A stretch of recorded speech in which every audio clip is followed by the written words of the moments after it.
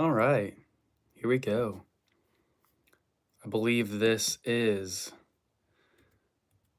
live chat number 4. This is the 4th live chat that I've done.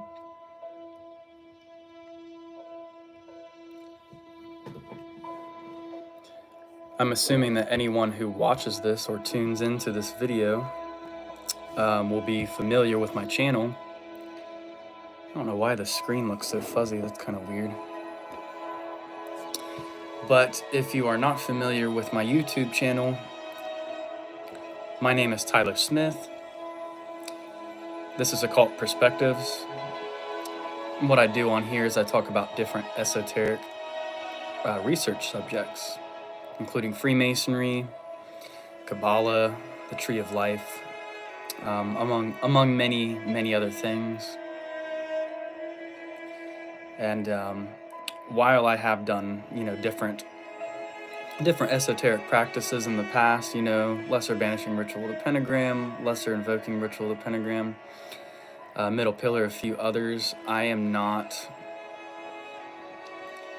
someone who's really dedicated their entire life to magic, but I do know a lot about it. I'm somewhat experienced, and I've read a lot of material.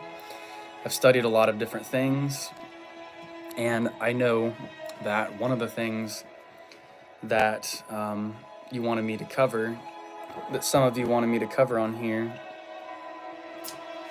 today, because I put something in the community section, is this book right here. I got this for Christmas.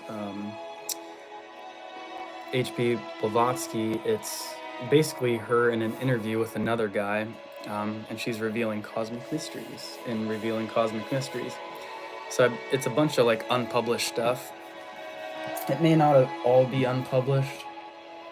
Some of it may have been published before, but it's like a compilation. So what they're doing is they're just bringing it all together for the first time. So hopefully this camera kind of straightens out. I'm not sure.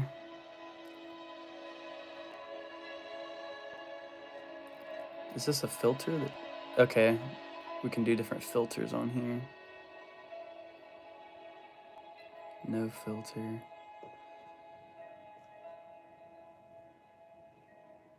Some of these are strange looking. Bubbles. Dance party. Interesting.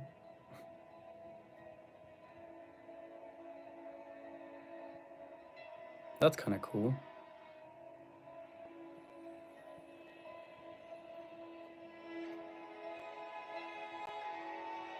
But I don't want it to be too distracting. I just think it's weird because I know this is a nice camera, and not sure why it's all there. That looks a little bit better. Maybe the camera just needed there. I think I'll stick with that. That looks the most natural and clearest. Now I just have to figure out how to get rid of this. There we go. All right.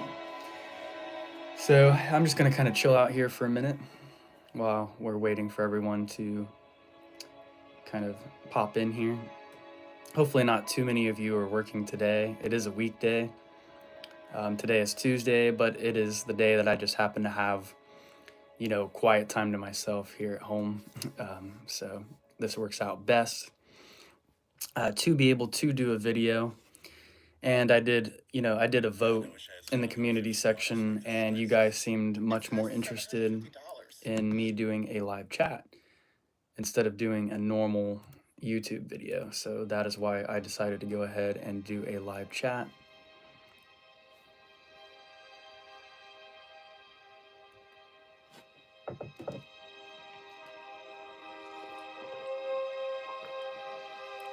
The music that you hear me playing in the background, this is actually Jeremy Soule. He's a composer that does the Elder Scrolls music. So that's his stuff that you hear. I don't know how well you can hear it. But unfortunately, I just found out this morning, like literally like 20 minutes ago, that he has some sexual allegations against him. So that really sucks. That really sucks because he won't be playing music for, I guess he won't be composing the Elder Scrolls 6 soundtrack. And they're taking a long time for that game to come out. I mean, it's been, what, almost 14 years since Skyrim was released. So I was hoping it would have been out by now. I'm really excited for that. I'm just going to be disappearing for like a whole month when that game comes out. So much esoteric lore and knowledge in the Elder Scrolls games. Gotta love it. So I see we have one person chiming in so far. Thank you for the like. Hey, JP. What's up, man? Hope you're doing well. I thought this music sounded familiar. Yep, most certainly. I hope you're doing all right. Hope you're doing good.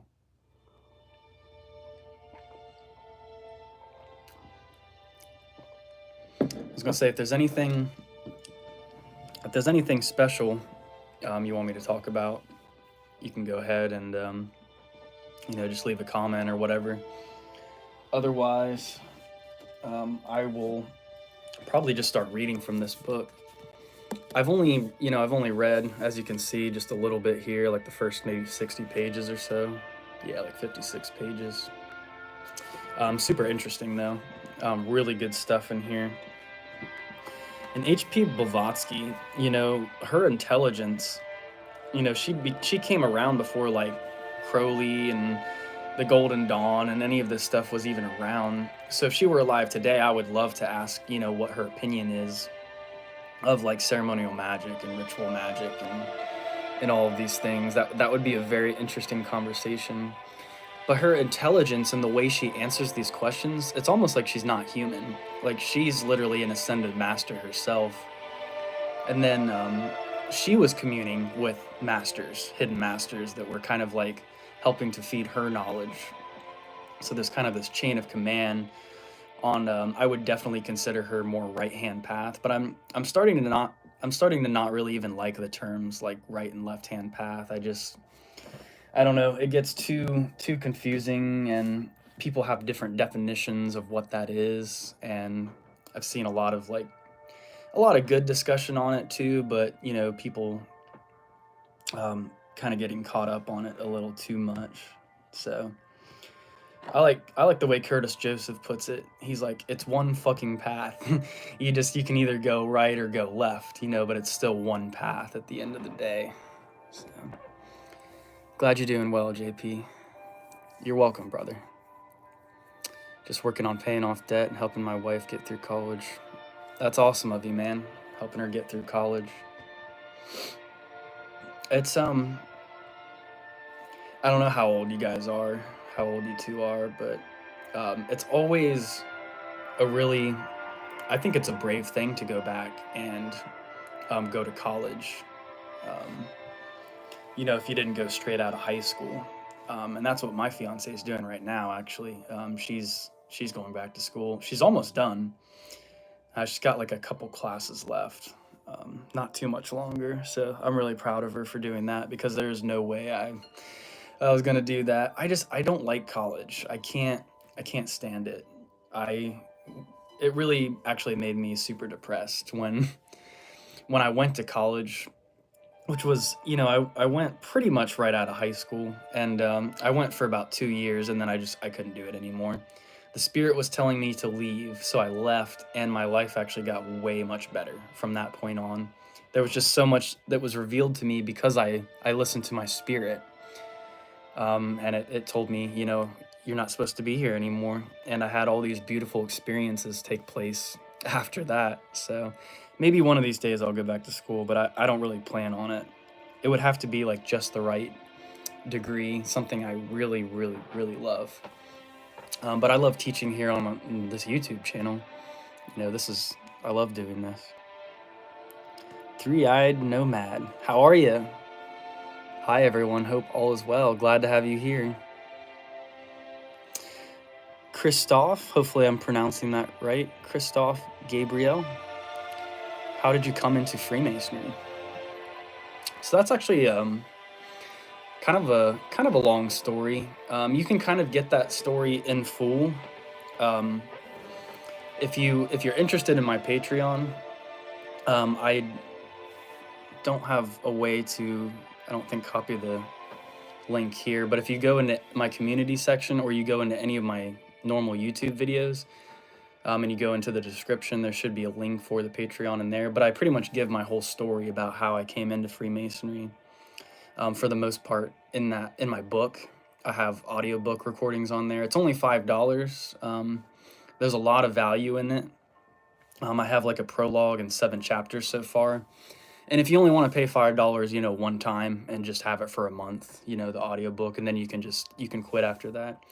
But to get to the point, how I came into Freemasonry is, it was interesting. There was a guy from high school. I wasn't super close friends with him, but, you know, we did get along. And I met back up with him about three years after high school. That sounds about right.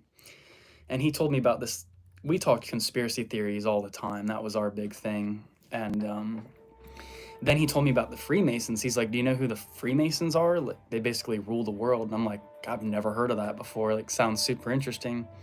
So I started digging and doing a little bit of research on that, on Freemasonry. And then sure enough, like 6 months later, a guy I had met at a wedding a year prior asked me if I wanted to join. And I actually turned it down at first. I said no. And, you know, because I was pretty agnostic at the time. I didn't really believe in God per se. I knew that there was something more, like a source. And that's kind of how I explained it to him. But I'm like, yeah, I don't think I'm quite ready. But my Scorpio curiosity, it got the better of me.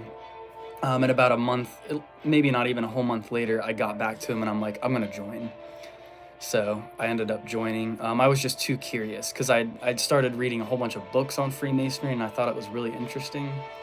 And yeah, my definition of God, even at that time, was I saw God more as an energy source, you know, which gives life to all things, not just the traditional, like Christian viewpoint on the Bible, that it's like just some dictator in the sky, you know, Yahweh, storm God type thing going on. Yahweh is a very powerful being, but Yahweh is not source. So according to the law of one, Yahweh is a social memory complex. So hopefully that answers your question, Christoph, on how I came into Freemasonry. And then from there, it was just all these other myriad of subjects. You know, as I'm reading, I started learning about the Golden Dawn and ceremonial magic. And then I started practicing that material, you know, about a year and a half after joining Freemasonry. It wasn't until about 2016 or so. I joined Freemasonry in 2014. You're 29 and your wife is 25. Okay, you guys are kind of close. You guys are kind of close to the same age. We are 32. I'm 32 and she's 30. So my wife is 25 and I'm a lab tech. Very cool. Very cool. I have a friend that does some lab stuff too. And my wife is going to be a, is that radiology tech or radio tech? Very cool. My wife actually convinced me to go to college 7 years ago, so I kind of followed her. I knew I needed to do something. Really cool. That's awesome that she was able to inspire you like that. And I think sometimes that's what it takes, is it takes somebody that we admire a whole lot to kind of like support us and assist us in that process, if we're going to go through with something like that. Yeah, Christoph, you can like preview the page, even if you decide not to join. You should be able to click on the link, Occult Perspectives Patreon, and you'll be able to see like the list of the audiobooks. And then there's also an instructional video on the Lesser Invoking Ritual of the Pentagram, which I have alternative elemental directions on there. And I also accidentally vibrated one of the wrong god names at one of the quarters. I left a comment about that, but you know, minor things like that, those can happen sometimes, but it's more about the intention of when we're performing the ritual. So I've seen, you know, the traditional elemental setup is, what is it? East air, west is water, south is fire, and north is earth. But I've also seen some different ones lately, like with fire still being, with fire being in the east. What I've experimented with lately is fire being in the east, air being in the west. This is what Universal Mastery recommends. Universal Mastery YouTube channel. Definitely check that out if you haven't checked him out.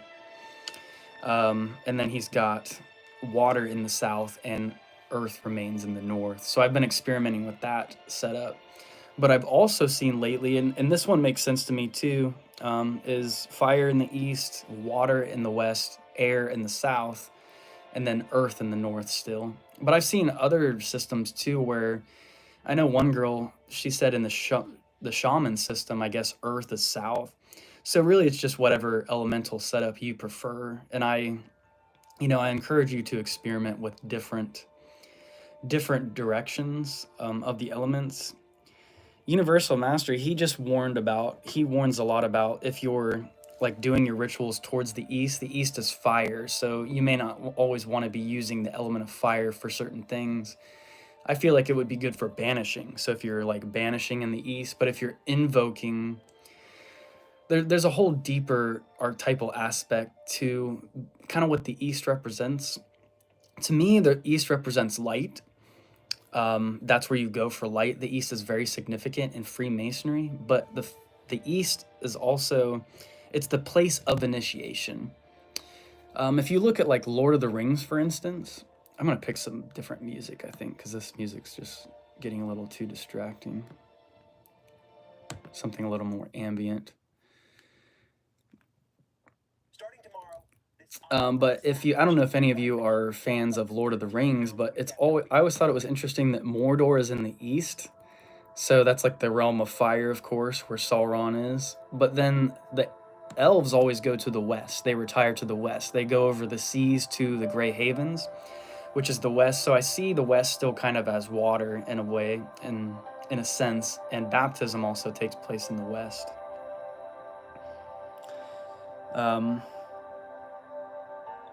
So it's kind of the direction I see as like your soul going back towards its source or its home after you've undergone the fire of initiation in the east, if that makes sense. So, and when the master sits in the chairs, the worshipful master, he's in the east, but he's facing towards the west. So I think that has some significance as well. If you have the elemental directions set up the way that Universal Mastery does, so south being water, west being air, and east being fire, that would also make sense because junior wardens in the south, senior wardens in the west, and worshipful masters in the east. From oldest to youngest archangels. So Michael in the east, fire, Raphael in the west as air, he's the second oldest after Lucifer.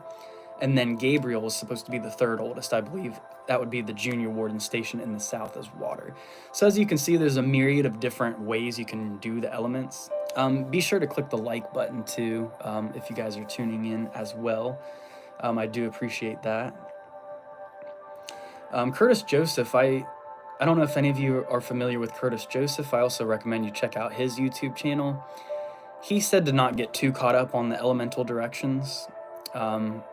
There's definitely different significances for the directions, but he says don't get too caught up on it. It was during one of his live streams that I tuned in and commented on that. And Curtis Joseph was actually, he was kind enough to give me a free PDF. I reached out to him via email, and he gave me a free PDF of his book, Black Magic of Ahriman. I believe that's what it's called.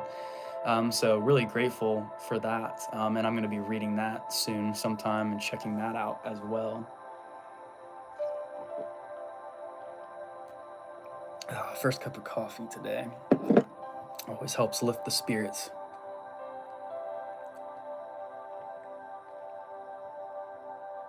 Three-eyed nomad. You're 25? Okay, so I got some younger cats in here. Very cool. Y'all are making me feel a little old now. JP, from what I've read, the Golden Dawn isn't around anymore, is it? So that's kind of a mixed thing. So I don't think there's any lodges that can actually trace their origin back to the mother lodges that were in England, but there are Golden Dawn temples today. I actually met at the last Scottish Rite reunion I went to. There was a guy he's part of a Golden Dawn temple. I have a friend that lives out in Washington as well. Her name's Zarita, and she's commented on a couple of my YouTube videos before. I actually know Zarita pretty well. We used to have a private Facebook chat, and we'd talk on there all the time. She's super knowledgeable when it comes to ceremonial magic. She probably knows a bit more than me, actually. But she is part of a Golden Dawn temple out there as well. So there are Golden Dawn temples, but do they actually have like genuine lineage back to the mother, the mother lodges, the original lodges? I don't think so. They can't like claim that connection, but they do still operate. So yes, it is a thing. So if you Google it, there should be, it should give you a list of some. And I don't think I'm in Ohio, and I don't think Ohio has any, there's no Golden Dawn temples around here. I would have to go to another state, which is something I guess I would still be interested in joining something like that. I just don't have the time for that anymore.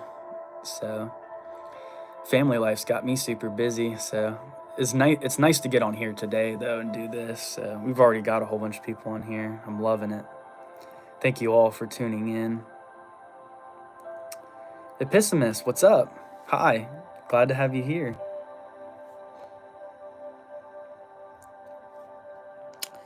Orsolia, I'm gonna butcher this name. I'm so sorry. Orsolia Petriti? I'm probably totally not pronouncing that right, but 39 here. Very, very nice. Cool. So I'm not the oldest one anymore.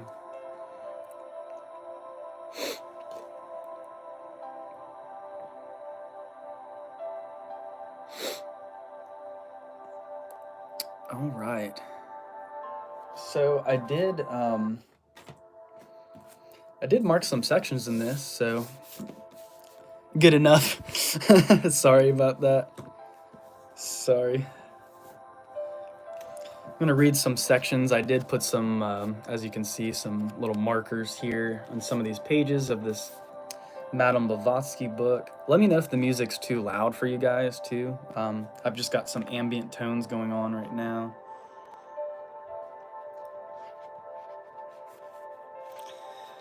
So the guy that she is, it's like a question and answer type thing is the way that this is set up.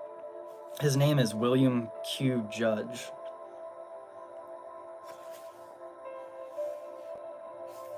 He also writes the introduction or the foreword to this book as well. I don't know that it really talks much about who he is. Let's see. Definitely one of his H.P. Blavatsky's students, though, for sure. He considered her a teacher and a guide.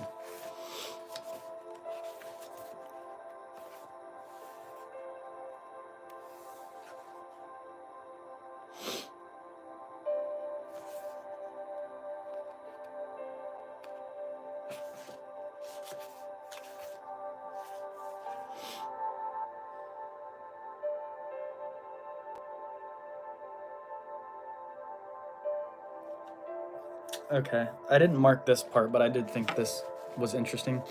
So he asks, what does occultism teach in regard to man, broadly speaking?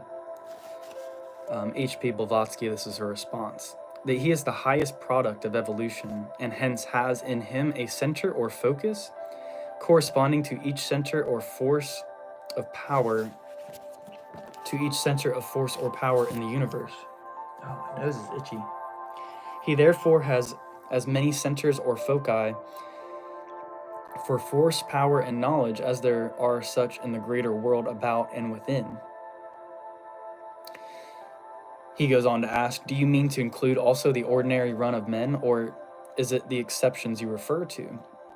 I include every human being, and that will reach from the lowest to the very highest, both those we know and those beyond us who are suspected as being in existence. Interesting.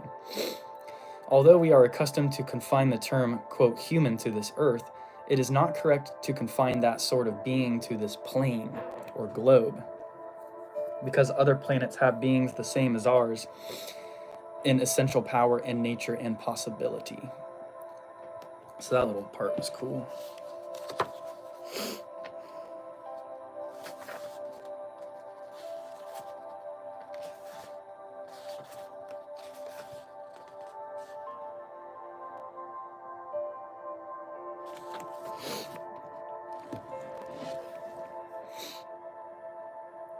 Okay, so I thought this was interesting too, because of course we talk about the pentagram a lot on here. So this guy, I always forget his name. I just read his name. William Q. Judge. So Judge is his last name. What is the meaning? He asks her, what is the meaning of the five-pointed star? It is the symbol of the human being who is not an adept, but is now on the plane of the animal nature as to his life thoughts and development inside. Very interesting. Hence, it is the symbol of the race. Upside down, it means death or symbolizes that. It also means, when upside down, the other or dark side. It is at the same time the cross endowed with the power of mind, that is, man. Is there a four-pointed star symbol? Yes, that is the symbol of the next kingdom below man, and pertains to the animals. The right kind of clairvoyant can see both the five and the four-pointed star.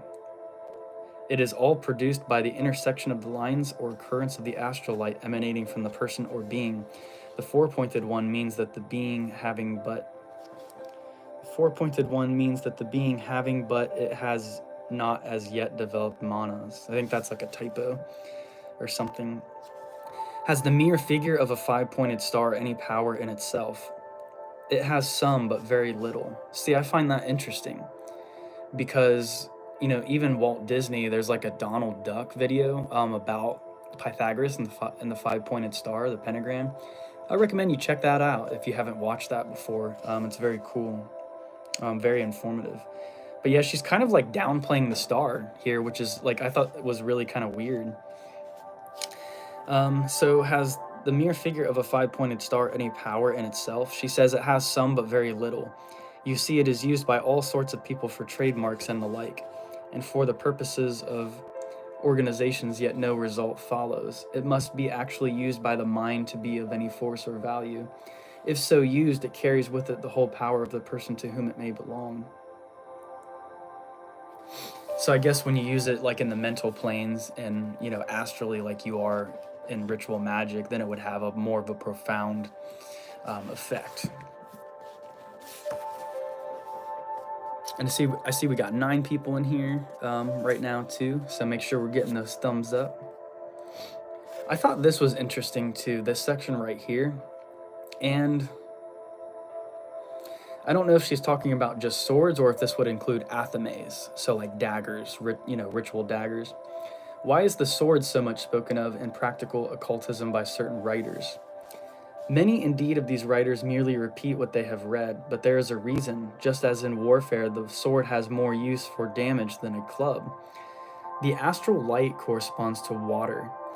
If you try to strike in or under water with a club, it will be found that there is but little result, but a sharp knife will cut almost as well underwater as out of it. The friction is less. So in the astral light, a sword used on that plane has more power to cut than a club has. And an elemental, for that reason, will be more easily damaged by a sword than by a club or a stone.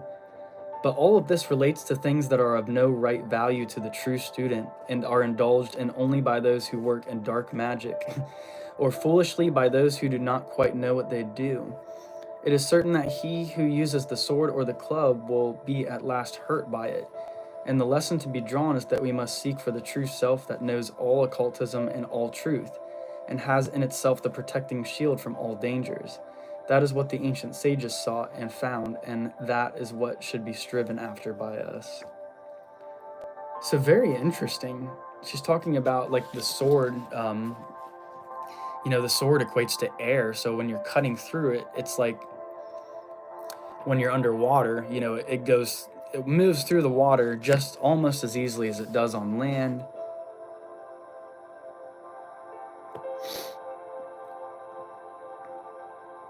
What was I gonna say?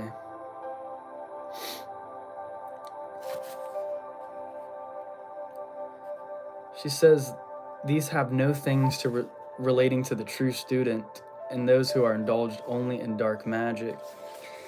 And, you know, I think it's interesting their definition of dark magic.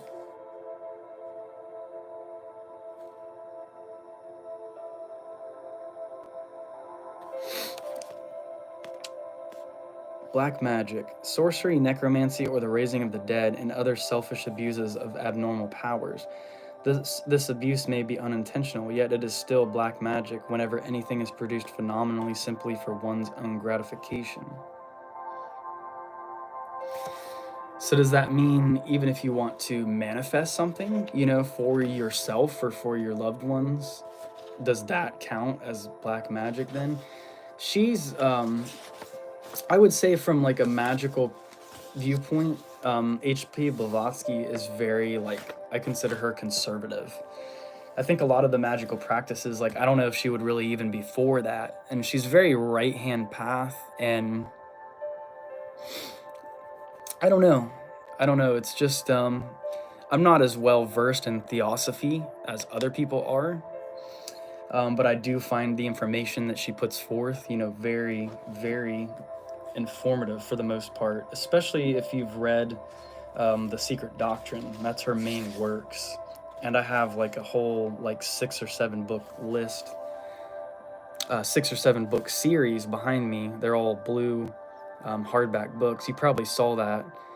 Maybe you saw me post that the other day. But a lot of this, you know, she was around much earlier than a lot of the other occult people that we follow.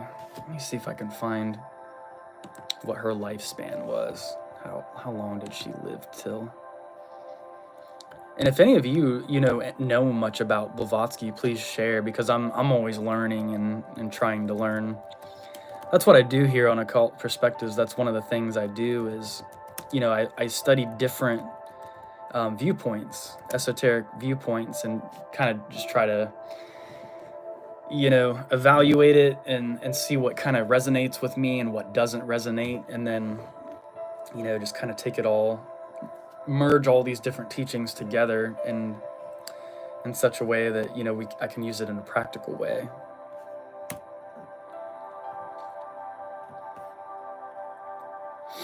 She was born in 1831 and died in, or we should say, rose again, 1891.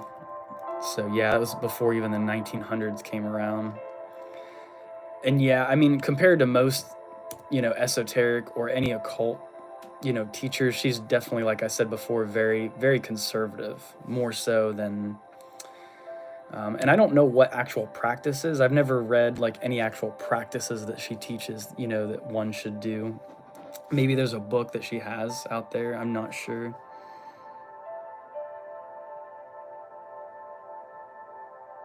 Okay, I'm going to get back to these comments real quick here.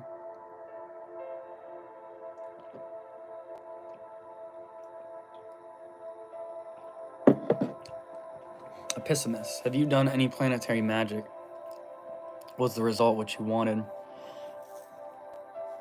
So, the only forms of planetary magic that I've really done, I think that could be considered planetary magic, is I did the lesser banishing ritual of the hexagram for a while, and I know you work, the elements are set up in different directions for that ritual. They're set up more to the planets. So when you're doing the pentagram rituals, you're working more, I guess, with, you're working more on quote unquote, I think it's the material realm. But when you're working, or the elemental, it's the elemental level of reality. And then when you get to like the hexagram rituals, you're working with planetary energies. Damien Eccles talks about this in one of his videos. So you got the elemental and then the planetary level. When I did that ritual, I'm not gonna lie, I dealt with a lot of things that just pushed and tested my ego, almost to the point it's like I couldn't take on the energies from that ritual. I'm not gonna lie. I don't think I was properly prepared, you know, with the healthy foundation that I needed. So I think for me, it really didn't benefit me. all that much. Because what you're doing is you vibrate Aura Rita, and Aura Rita is like is it acronym? Is that what that is? Where each letter is a different word. I think there's a different term for that as well, if that's not the correct term. But what it really means is his permutation is 1. So it's all the different aspects of reality. You're trying to like bring them together and kind of merge them into one, from what I understand of that. So I was having to deal with a lot of fragments of I guess I could say myself, but it was really things in reality that I did not like, things that I'm like, ooh, that kind of disgusts me a little bit. And I was just faced with more of those things that I saw as existing outside of myself. It was like I was almost forced to like accept that, to a degree that made me uncomfortable, because I do really pride myself in individualism. Even though I know we are all one, we are all connected. And that's something I've really had to work with a lot lately, is I've had to like just kind of calm my ego down, any sort of God complex I might have, and just kind of lean into, the fact that we are all one, and try to see the God in everyone else, even if it's somebody that I don't care for, or that I quote don't like, or that, I might be like, wow, they really just, I don't get it. Like, why are they even here? But everyone plays a role. Everyone's a reflection of ourselves. And it's important to kind of understand that everyone plays a role of force. So these forces are counterbalancing each other all the time. It's like a mathematical equation. And think of it as like the 2 pillars always reconciling these energies. Always trying to bring balance to it. So even for me to be manifested here, talking to you guys, and this goes the same with the tree of life. Look at the tree of life. The Qliphoth, or the shells, are supposed to be all the undesirable things. It's all the darker aspects of source. Think of it as the mud, the dirt, all the gross, like, not so fun stuff. But what comes out of that is the flower, the tree of life. Even though the tree of life is considered more the matrix world, or whatever, whereas the Qliphoth are the primordial darkness, or the mud from which this flower blooms. It takes a lot of bullshit, pardon my French, but sometimes it just takes a lot of bullshit in life to give birth to the beautiful things. So next time you see somebody that you don't like so much, that you don't appreciate, just appreciate what their existence is doing. It is creating a balance, and it is creating a foundation and a structure for, maybe you to even be existent. We are all connected. So I've really been trying to lean into that more, and just be more appreciative of other people. So, and I have gotten better at it. So it is a process, but one side of me is that unconditional love and just really wanting everyone to be on the same page.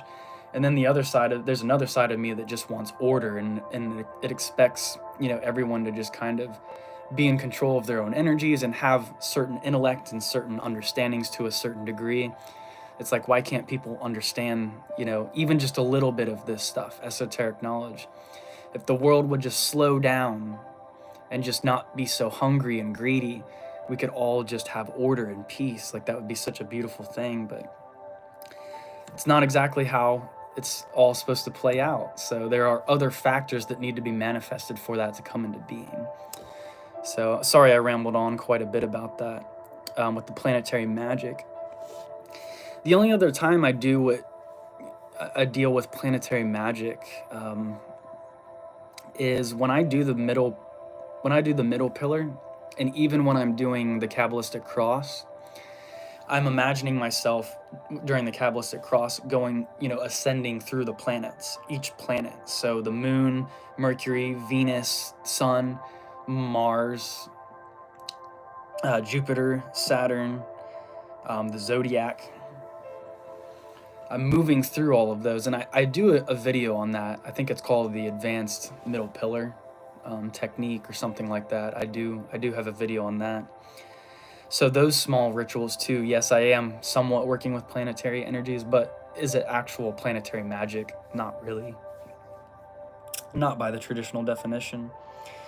And at each sphere that I'm moving up, during the middle pillar, when I'm bringing the light down, Kether's up here with Metatron, and then instead of going to the throat and vibrating Yod He Vav He Elohim, I'll go from Eheye, Metatron, Kether to Hokmah, which I envision at the left brain hemisphere, and then I'll vibrate Raziel, and then I'll go to the right brain hemisphere, Zophkael, and then go down to Da'at at the throat. Yod He Vav He Elohim, you vibrate that, as many times as desired. And then there's an angelic name which can be used at that sphere. Elexarpe Komananu Tabitoem. Interestingly enough, Lucifer is actually connected with Da'at as well on the original Tree of Life, which had 10 spheres, but not including Malkuth. Da'at was where Lucifer resided before the fall, so I've talked about that quite a bit.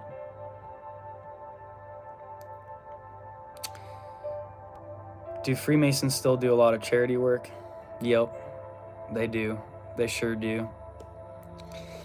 And that's one of the things about being a Mason, and I'm just amazed by how much those guys give, When I was Master, and even before I was Master, my favorite event at our lodge, we do a Christmas party for the underprivileged kids, and I loved that. That was my favorite thing to do for the whole year, as far as like charity and stuff like that.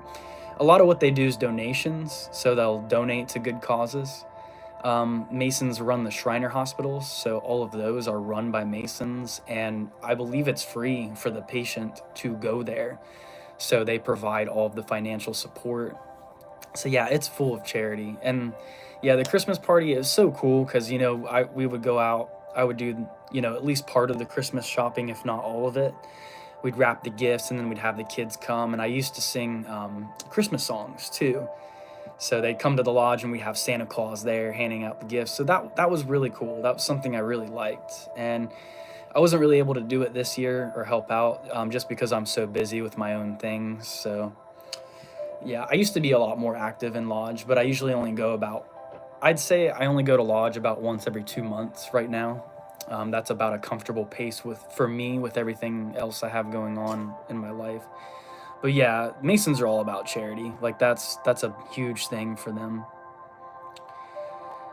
Epistemists. Yeah, Theosophical Society says that one must meditate, yoga, and whatnot for at least 5 years before delving into any kind of magic. Makes sense. I mean, it really does.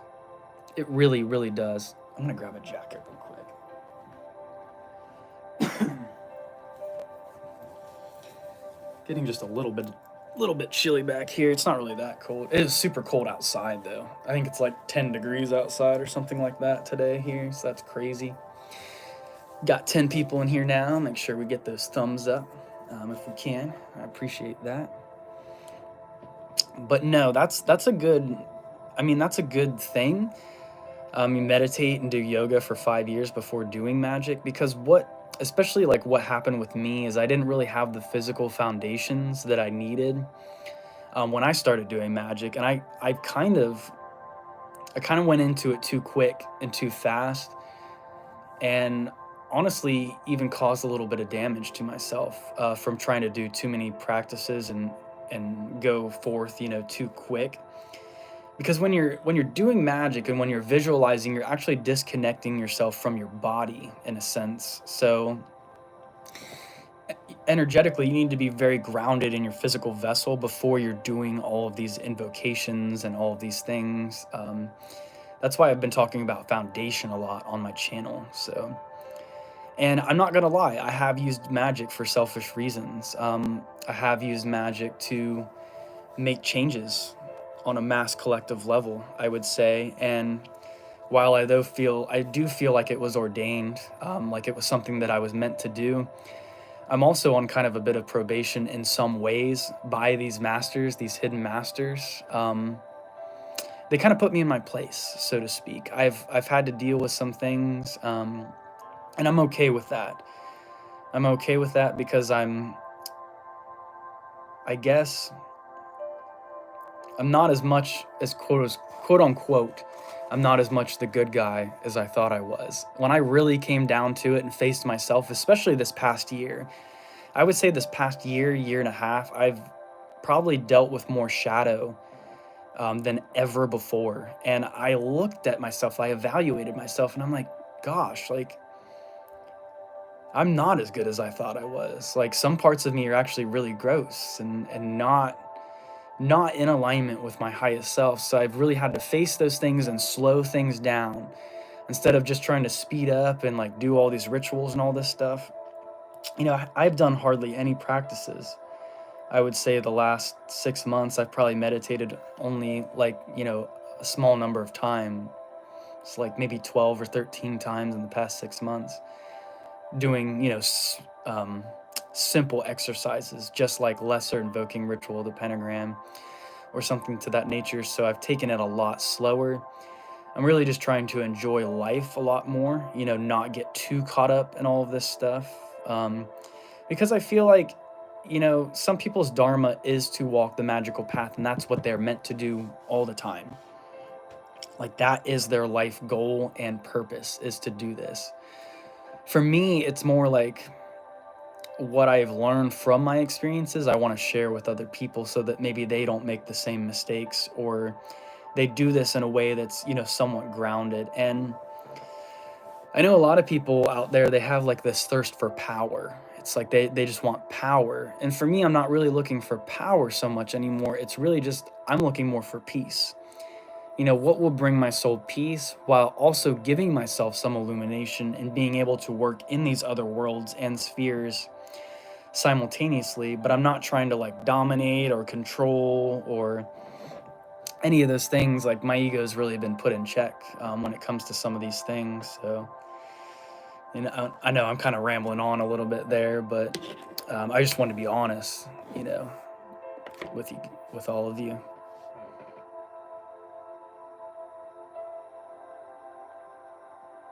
Three-eyed nomad, pessimist. That sounds fun. All I've done on a planetary level is telepathy. Telepathy. That's pretty cool, though. There are some people, especially like my fiance, like, we're definitely telepathically connected to the point that, I'll say something and she's like, I was just about to say that, and vice versa too. That happens all the time. So there are some people I have like a very telepathic communication with, usually people we're really close with. Yes, Ararita, Akkad Rosh. Oh, that's the whole thing, isn't it? I'm not even gonna try to pronounce that, but thank you for sharing that. Yep. And for those of you that are just tuning in, the Ararita, that is what you vibrated each of the hexagrams, and it's a different hexagram at each quarter that you draw for a different element for the lesser banishing ritual. The hexagram. Three-eyed nomad. Amen. And a lot of, it's funny that a lot of Christians, don't know this, that when they say Amen at the end of a prayer, like Amen Ra is an Egyptian god. I'm sure all of you here know who that is. And I've been reading, well, not reading technically, but listening to the audiobook of The Law of One. That's an amazing work. And I guess I just found out yesterday, I was reading a comment thread between Universal Mastery and Hermetic Flux on one of his newest videos. I didn't realize that I think the channeler herself committed suicide or something, and one of the other people died. That's really, unfortunate and sad, but it can be dangerous, when you're channeling like energies that are that strong and that heavy. Like, we're just frail humans. Like, our vessels are very frail, and when we try to take on all these energies, it can be dangerous. Like, if we're not properly prepared to take them on, it leads to all kinds of health problems and issues. And that's part of what happened with me when I started invoking all these angelic energies. It's a lot to take on sometimes. It's not just child's play like they'll have you.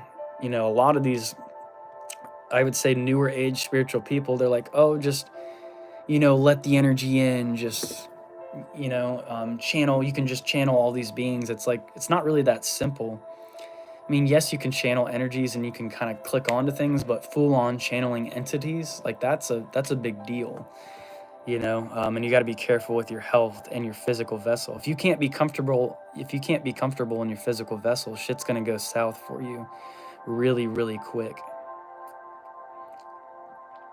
It's so beautiful what Avarita means. One is his beginning, one is his individuality, his permutation is one. Yep, that's the whole thing right there. It is beautiful. It is beautiful. And at those higher dimensions, we are all one. We're here in the physical plane right now.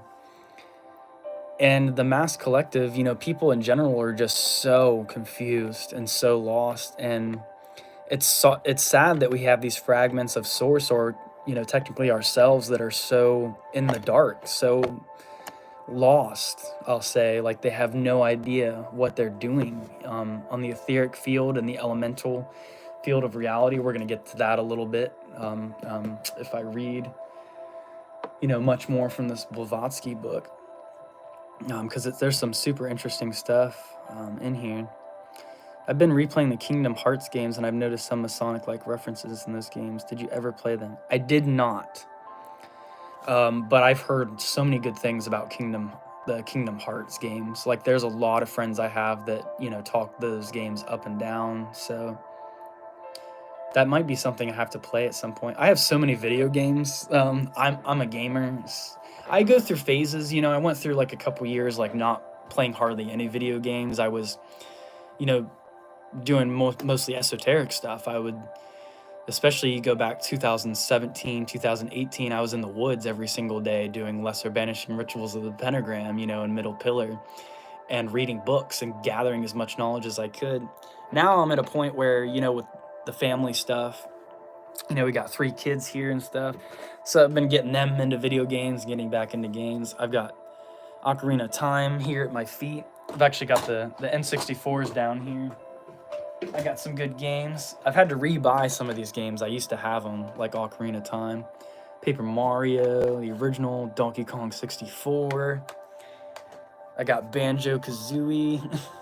That's really dirty on there. N64 is my favorite. But yeah, Kingdom Hearts. I'm going to have to check some of that out.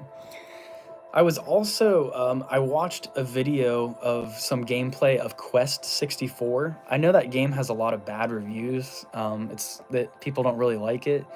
I remember borrowing that game from Blockbuster when I was a kid, and I remember not getting very far in it at all. Like, I think I just wandered around the castle.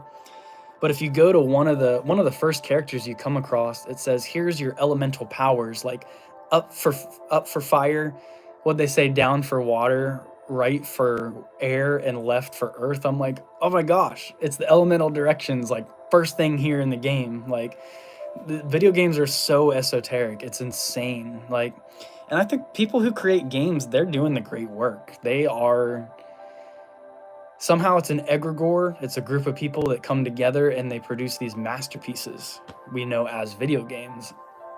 And I think a lot of people just play through them and they skip the dialogue, and they just don't understand like the bountiful nature of like these games, and how much just beauty, rare gems of knowledge are hidden within these video games. It's insane. So yeah, thank you for that comment, JP. I will definitely have to check, even if I don't play the game, I'm gonna have to check out some gameplay footage.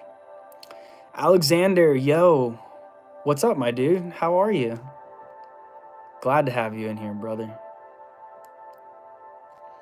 Hey, hope you're well. We chillin', I suppose. This live is a refuge for me right now. That means a lot. That means a lot. It is for me too. And I think it's cool that we can all just like come here together and hang out and chat. This is inspiring to me. Very much so. Epissimus. I think this is a really good question. What I'm reading so far. Do you see the pentagrams, etc., in the air, like almost physically, or do you just visualize it all? I'm having a hard time to see the pentagrams and hexagrams. This is something I have talked about so much before, and I'm glad you brought this up, because it's something I've wondered to myself. I'm like, am I doing this wrong? Am I, like, is this all in my head? And am I, like, sometimes I can see the pentagrams, and then other times I just have to almost feel that they're there and know that they're there. But no, I don't see the pentagrams and hexagrams very clearly a lot of the times. Now, back when I was a little more disciplined, when I was, doing my practices every single day and going out to the woods, especially when I'm outside doing rituals, if I have the sunlight above my head, I would be able to actually visualize those shapes and the angels a lot better. But in recent times, I haven't been keeping up on my rituals as much. So it's just like anything else. If you don't practice as much, you got to keep those muscles in shape. And for me, I don't see those shapes as well as I used to, but it's just because I'm also not as what is the word I'm looking for? I don't have as much discipline right now, so I'm not seeing the shapes. So if you don't see them, that's okay, that's fine. But as long as you know that they are there, that's what's important. So to feel it and to know that it's real. But I could do a whole video on that subject alone, because that's a very important question that not enough people ask, in my opinion. Just hit 11:33. Very, very cool.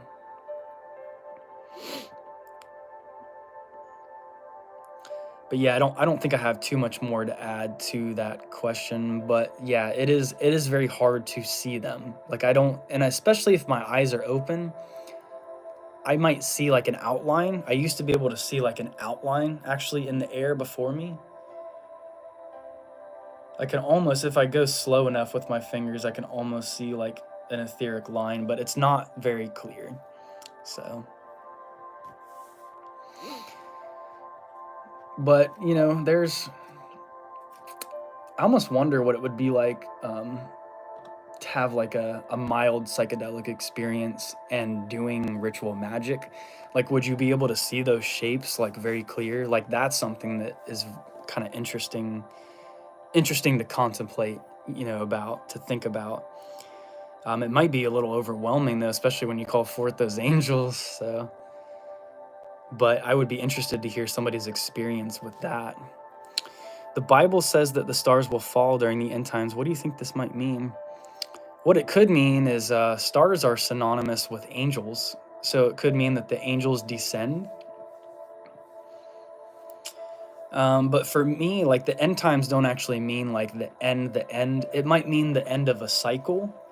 Because revelation actually means it's the revealing, revelation, revealing the truth.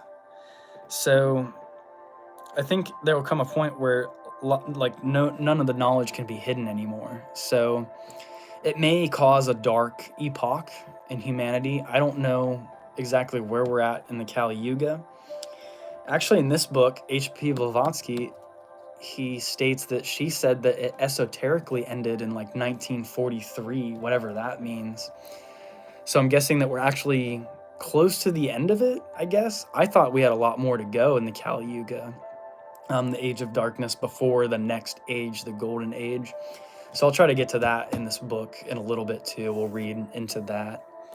So I don't know if that, the angels descending, and they always talk about the judgment of Christ and all of these things. So maybe the divine forces will come down to, basically transmute this realm and see which energies are, ready to move on to the next dimension, and which energies are going to have to stay and redo all this stuff and relearn. Thank you for the likes. All of you are keeping up on the likes. I really appreciate that.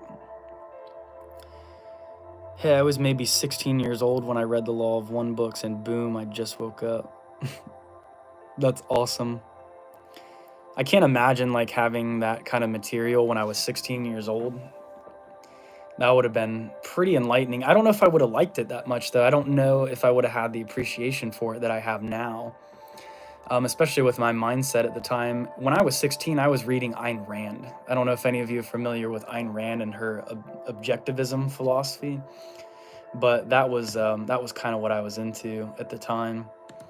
which is it's not a spiritual philosophy at all. It's actually like an atheistic philosophy that only believes in the physical senses. But I still like Ayn Rand even to this day. I think she has a lot of good points, a lot of valid points when it comes to individual development that are really important to take into consideration, especially somebody who's on, quote, more the negative, what we would call the negative polarity. Yep, sounds very much like my experiences. JP, back when I was in college, I was meditating for about 30 minutes every day. That's a good amount of time. Like, even if you can just get 30 minutes in a day, that's great. That's wonderful. Because I read it helps your memory, and I was able to pass tests with minimum studying, and my body felt precise in everything. Yeah, that's great. I was going to meditate, just do a meditation for 30 minutes or so before this live stream, but I figured I better go ahead and just get it in, get the live stream in first. Because I'd say it's 11:37 here right now, and by the time like 2:15, 2:30 rolls around, there will be a bunch of kids in the house, so it won't be quiet anymore, that's for sure. So I won't have the privacy.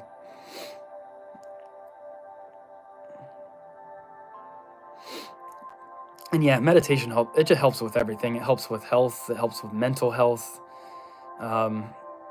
You're just going to be able to, what I find is I'm able to just like flow through my day like so much easier. Even if you can just do the fourfold breath and keep your mind quiet, don't allow distractions to come in, just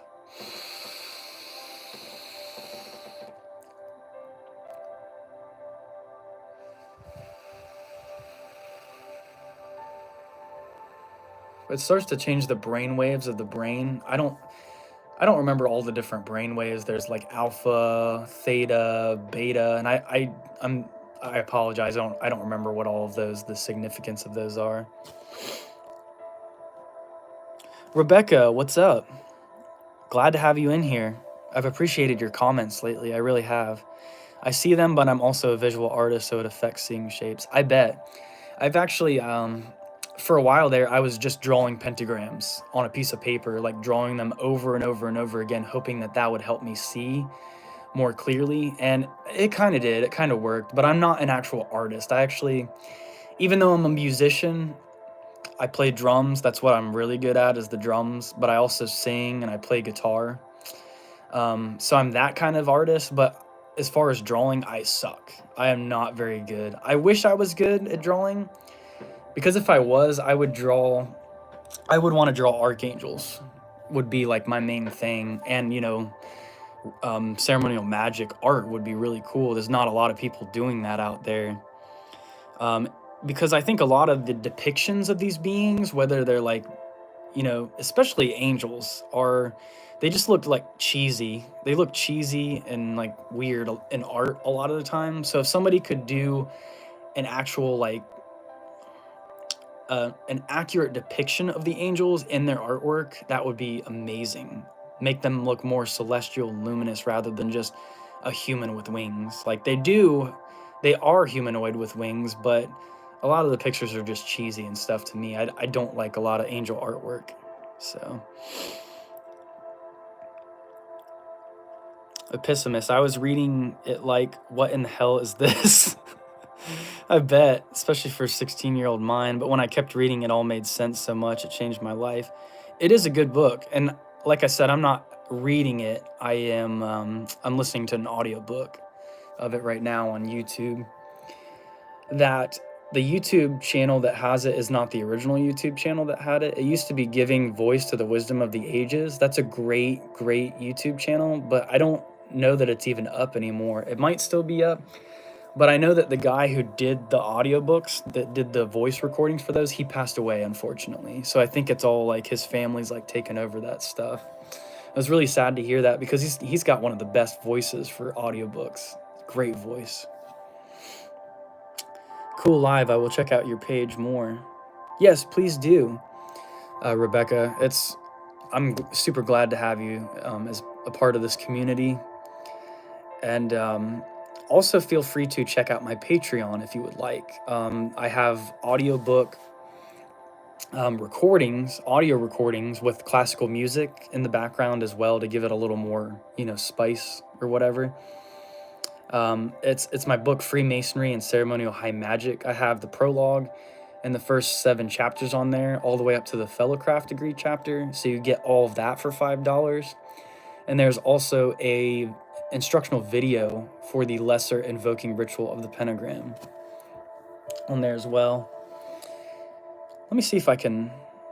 Okay, I don't know if that got rid of me. I was trying to check something real quick. There is a Marius Norman who it says became a member of my Patreon. I don't know if you're watching or if you're going to watch this live stream video chat, but it says you're a member, but the payment hasn't gone through, so I'm not sure.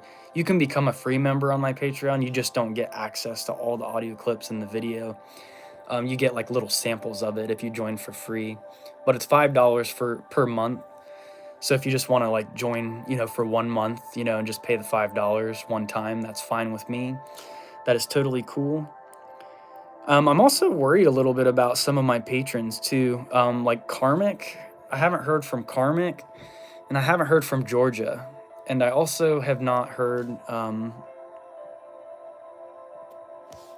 from on my Patreon. And there's you can also message me directly on there. So Georgia, Cory Falcone, Karmic, I hope you're all doing well. If you run across this video, I've been thinking about all 3 of you quite a bit lately. I haven't really heard from any of you since the new year. JP, from what I've learned, meditation is like exercise. The more consistent you are with it, the better. Exactly. That's why I wish I could do it a little bit more often than I do right now, but it's also fine too, because I also recognize that this is where Source has me right now, taking care of a family and stuff, and the fact that I'm able to transmute and change lives and, help souls grow, that's reward in and of itself, that's reward enough for me. I haven't meditated in a long time, but I know I need to. Yeah, JP, let's both get on that. Let's both get on the meditation. Let's get on that because, yeah, hopefully I'm going to be able to meditate a little bit today before the hooligans make their way here, but we'll see. Depends on how long this live stream goes. I like to make these things as long as I can, though, while I've got y'all here, and I really enjoy them, so it's always an enjoyable experience. Epistemists, yes, regularity is the key for meditation. Yes. All right, since I've reached the end of the comments for now, if any of you want to talk about any particular subject or if you have any questions, feel free to leave comments here in the live chat. I'm going to go ahead and read a couple more sections real quick from this book, Madame Blavatsky, Revealing Cosmic Mysteries.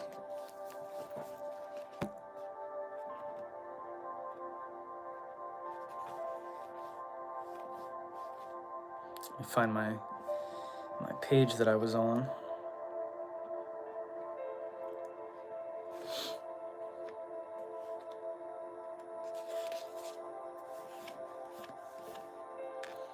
We were talking about how using like a sword or an air elemental weapon, such as I don't know if she's talking about the athame. I'm assuming the athame as well, because it has it has a blade just like the sword. But I've had people that are more on the shamanic path tell me before that ceremonial magic's actually like a corruption of like earlier teachings. So I've had friends that tell me they're not really a big fan of doing those rituals where you have to like stab the middle of the pentagram, and she's saying that it could be harmful on an astral level. So it's really hard to find clear and concise answers to a lot of these things. I'm kind of having to learn from different people and see what their viewpoints are on all of these subjects. So it is interesting trying to figure all of this out.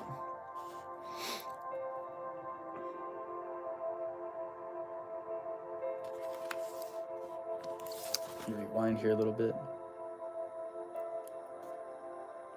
I thought this was interesting. So the questioner asks, his last name was Judge. Was it William Judge? I think that's what I ended up figuring out.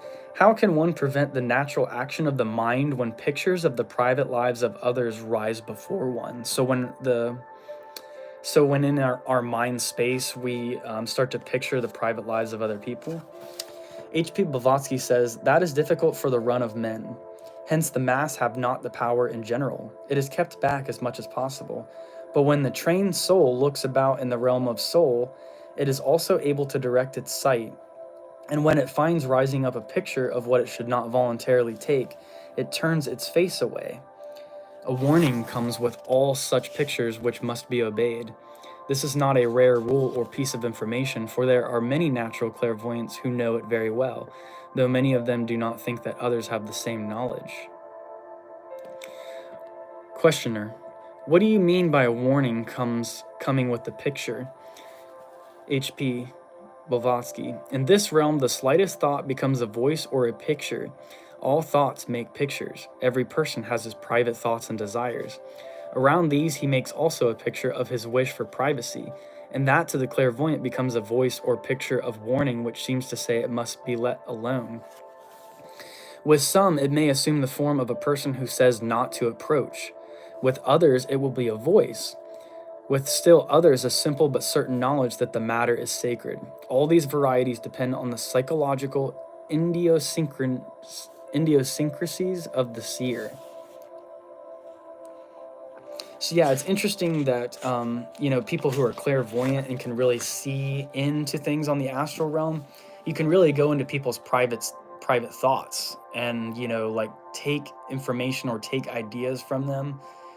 And of course she's saying that you're not supposed to do that. And I would agree. I mean, we need to value the privacy of everyone's individual mind and their mental space, but there are, probably practitioners out there or just people in general who invade that privacy and they go in. And I know one of my buddies, he used to say, I never read this in any book or anything, so I don't know where he got the information from, but he said that Crowley would go into people's dreams and fuck with their dreams and shit. So there's just so much as far as the astral level of reality that can really, it's kind of this open field where a lot of stuff can go down.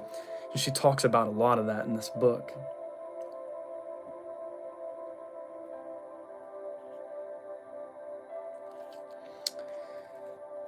So here we go. This is talking about the Kali Yuga a little bit. Questioner: I am very much puzzled about the present age. Some theosophists seem to abhor it as if wishing to be taken away from it altogether. The Kali Yuga we're talking about. Inveighing against modern inventions such as the telegraph, railways, machinery, and the like, and bewailing the disappearance of former civilizations. Others take a different view, insisting that this is a better time than any other, and hailing modern methods as the best. Tell me, please, which of these is right, or if both are wrong. What ought we to know about the age we live in? H.P. The teachers of truth know all about this age, but they do not mistake the present century for the whole cycle. Cycle. The ancients divided time into endless cycles, wheels within wheels, all such periods being of various durations, and each marking the beginning or the end of some event, either cosmic, mundane, physical, or metaphysical. The older times of European history, for example, when might was right, and when darkness prevailed over Western nations, was as much a part of this age from the standpoint of the masters as is the present hour for the Yuga. Here's the definition of the Yuga. It is Sanskrit for age, means age. An epoch or cycle of evolution in Hinduism. There are 4 yugas, which follow each other in a series, namely Krita or Satya Yuga, the Golden Age, which will be the next age after the Kali Yuga, Treta Yuga, Dwapara Yuga, and finally Kali Yuga, Sanskrit for Dark Age. And each of these corresponds to a season as well. So of course Kali Yuga is going to be winter, starting with the Krita or Satya Yuga, the Golden Age, that would be spring, then summer, then fall, etc., etc. The Kali Yuga, or Dark Age, is an age of spiritual decline and ignorance. This is what I thought was interesting. It says, esoterically, Kali Yuga ended in 1942, H.P. Blavatsky kept secret the actual period for the end of Kali Yuga and used only the information which was available to all. Only in the late 1930s, when researchers themselves were able to understand that the gigantic figures indicated were simply symbols and widely informed the population of India about this, did the masters confirm, through Helena Roerich, who continued HP's mission in the 20th century, the accuracy of those calculations. And on August 1st, 1943, the cosmic event occurred that was described in the Vishnu Purana as the sign of Satya Yuga's beginning. Very interesting. As cited in The Secret Doctrine, Volume 1, page 378. The 4 yugas also correspond to cosmic seasons, as I said before, for the solar system. Spring is Satya, summer is Treta, autumn is Dwapara, and winter Kali. The global warming and temperature records broken every year on the Earth, as well as similar processes on Mars, Jupiter, and Pluto, testify to the fact that we are currently living in the very first phases of cosmic spring, although winter colds, quote, winter colds still make themselves felt. So I guess that kind of makes sense to a degree, but very interesting. Let me read the rest of this page real quick, and then I'll get back to the comments.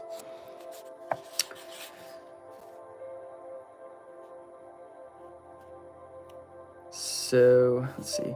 The older times of European history, as we were saying, when might was right and when darkness prevailed over Western nations, was as much a part of this age from the standpoint of the masters as is the present hour for the Yuga, to use a Sanskrit word, in which we are now had begun many thousands of years before. And during that period of European darkness, although this Yuga had already begun, there was much light, learning, and civilization in India and China. The meaning of the words present age must therefore be extended over a far greater period than is at present assigned. In fact, modern science has reached no definite conclusion yet as to what should properly be called an age, and the truth of the Eastern doctrine is denied. Hence, we find writers speaking of the, quote, golden age, the iron age, and so on, whereas they are only parts of the real age that began so far back that modern archaeologists deny it altogether. So yeah, science doesn't really recognize these ages. They have like what I would call more microcosmic ages, like the Bronze Age and the Iron Age, which they're not really, they're not really looking at the bigger picture in that aspect of things. So yeah, super interesting stuff in that book. Really anything by Blavatsky I find to be pretty interesting. JP, it was great chatting with you over comments. I hope you have a great day, and I hope your channel will start to pick up and do well. See you later, man. If you're taking off, JP, I really appreciate you, brother, and I hope you have a great day. And for any of you who want to get a hold of me personally, I don't usually list my email, but I do have my email is drummerboysmith2010 at yahoo.com. drummerboysmith 2010 at yahoo.com. So there is a service I want to start doing. I will do phone calls at some point for anyone who's interested in that service. It'll be $50 for a half-hour phone call, or you save $25 if you just do an hour-long phone call, which would be $75. But if you just want to email me and ask me like a brief question or anything, feel free to also email me as well, just for quick questions. Also, with the Patreon and all of that going on, there will be the next tier. The next chapter of my book, which is about the Master Mason degree, will be on the $10 tier. So that will be the next tier. And I might also actually post part of my fiction novel on there. So I wrote like a science fiction novel back when I was in high school, actually, is when I wrote the original draft. And I need to go through it and edit it and fix it up because there's some mistakes. But I could also do audio recordings of that if anybody is interested in that. The book is called Dark Matter, and I think it's a cool story. It's a mix of like James Bond. Think of like a mix between James Bond and like I don't even know what else to compare it to. Kind of like a James Bond story, but a lot more deep. Not necessarily super esoteric, but definitely philosophical. So it's like action and philosophy, and it's pretty dark. It's a pretty dark story. So yeah, I would like to share that at some point. So JP and Episimus, you got to go. Great live and great channel. Godspeed all. Yes, thank you for tuning in, both of you. So JP, tell that wife of yours I said hi. Hope you both have a great day. Episimus, you have a great day as well. I really, really appreciate you both for tuning in. Three-Eyed Nomad, Godspeed. What do you all think about Mother Earth as a spirit? I think she's the strongest, and I think that serves her. She's the strongest, and I think that serves her, but she's proven herself. I totally agree with you. I think the Earth, Gaia, Mother Earth, whatever you want to call it, is definitely a conscious entity. And she has gone through so much abuse, she's really going to come back full swing and reclaim her. This is her world. You know, humankind might die out, all the life forms on Earth, well, not all the life forms, but humans, you know, anyway, and then Mother Nature will take back over. It actually brings to mind kind of Poison Ivy from Batman, even though Poison Ivy is like a quote-unquote villain. She still works with the power of Mother Nature, you know, to bring nature back. And the power of nature, the power that the mother has, Mother Earth, very powerful energy. I've talked about the mother energy quite a bit on my channel, and I think that the mother of the energy of the mother, the sacrifice of the mother energy is the strongest energy. I think the love of the mother is the strongest like energy that ever existed, that does exist. See, we see that. I'm even getting goosebumps when I'm saying that. So that's Mother Earth responding to me. Remember, Hokmah is the masculine. It's the father. The father has wisdom, but the mother, Baina, understands. She truly understands. She has innate understanding. When that baby cries, she knows how to, you know, give peace, give the baby peace, and help calm the baby, even if it's not their own baby, just another baby. They have just this unconditional love for all life. It's really magical.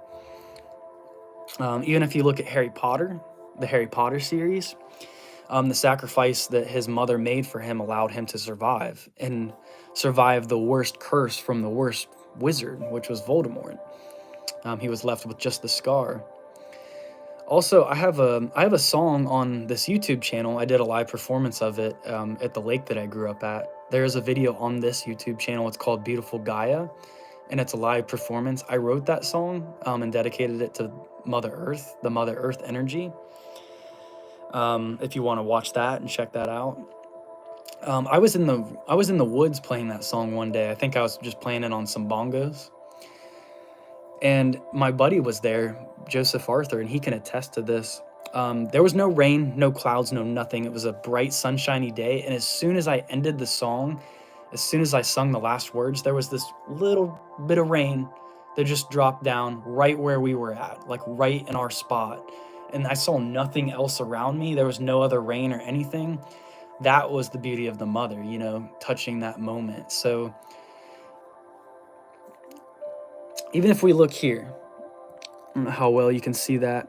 This is my Masonic ring that I have. It's got some symbols and stuff on the side too. But in there you see the letter G.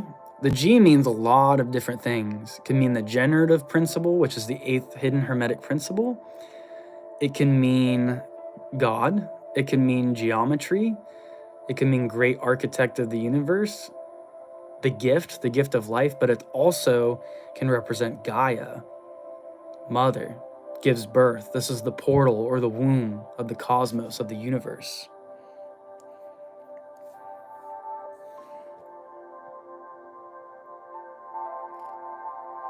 So yeah, I hope that answers your question about the Mother Earth being a spirit. Melek Taku, what's up, brother? How are you? Hey, sorry I haven't uploaded. I have to do school tests and was ill at the beginning of the year. Dude, tell me about it, man. This whole beginning of this year, I've been sick too. It's really slowed down my progress. I had this terrible cough, and I even like had it a little bit last night too. It's kind of going away finally. But anytime I lay down, like when I go to sleep, there have been whole nights that I only got like 2 or 3 hours of sleep because I just kept coughing. This heavy feeling in my chest, like this phlegm just trying to get up out of my throat. Oh gosh, it's terrible.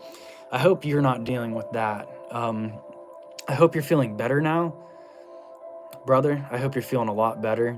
And don't worry about not uploading things, or go at the pace that's comfortable for you. And if you're doing schoolwork, focus on your schoolwork and get that stuff done, and take care of you first. Always take care of yourself before you are trying to spread yourself too thin and do too much, because that's something that I've done too many times, just spread myself too thin. So no worries, brother. So much love. Hope you're feeling better. Three-eyed nomad, I love that you said that. I wholly agree. She will take her land back, and I'm here for it. Me too. I've given a lot of energy to the mother, for sure. The true mother, earth, energy, spiritual consciousness, however you want to put it. Because I think humans are just like, overall, I'm talking about humans collectively as the mass collective on the planet. We just trash this planet, and people have no respect for nature. And it disgusts me. And I'm going to be here, and I'm going to be excited when Mother Earth takes back what's hers. Like, I'm ready for that shit. I'm ready for the false matrix, to pretty much crumble and shit. I just want to get back to natural law and back to being able to appreciate nature and live alongside nature, live in nature. We can still have technology and stuff, but we don't have to destroy Earth to do it. We can be a lot more conservative when it comes to resources. We can live simpler lives, instead of all this consumerism. I hate the consumerism. It's too much. It's literally, humanity's become like this giant monster. It's just like take. What is there for me? Like me. It's just so gross. Wow, okay, I'm gonna try and find it. I've also written to Gaia as well. Very nice.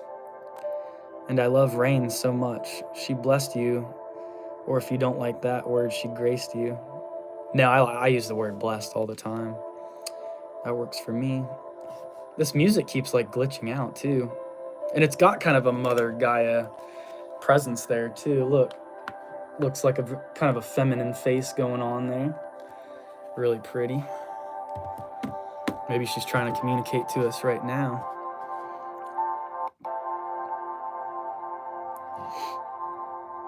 There was another glitch. Interesting.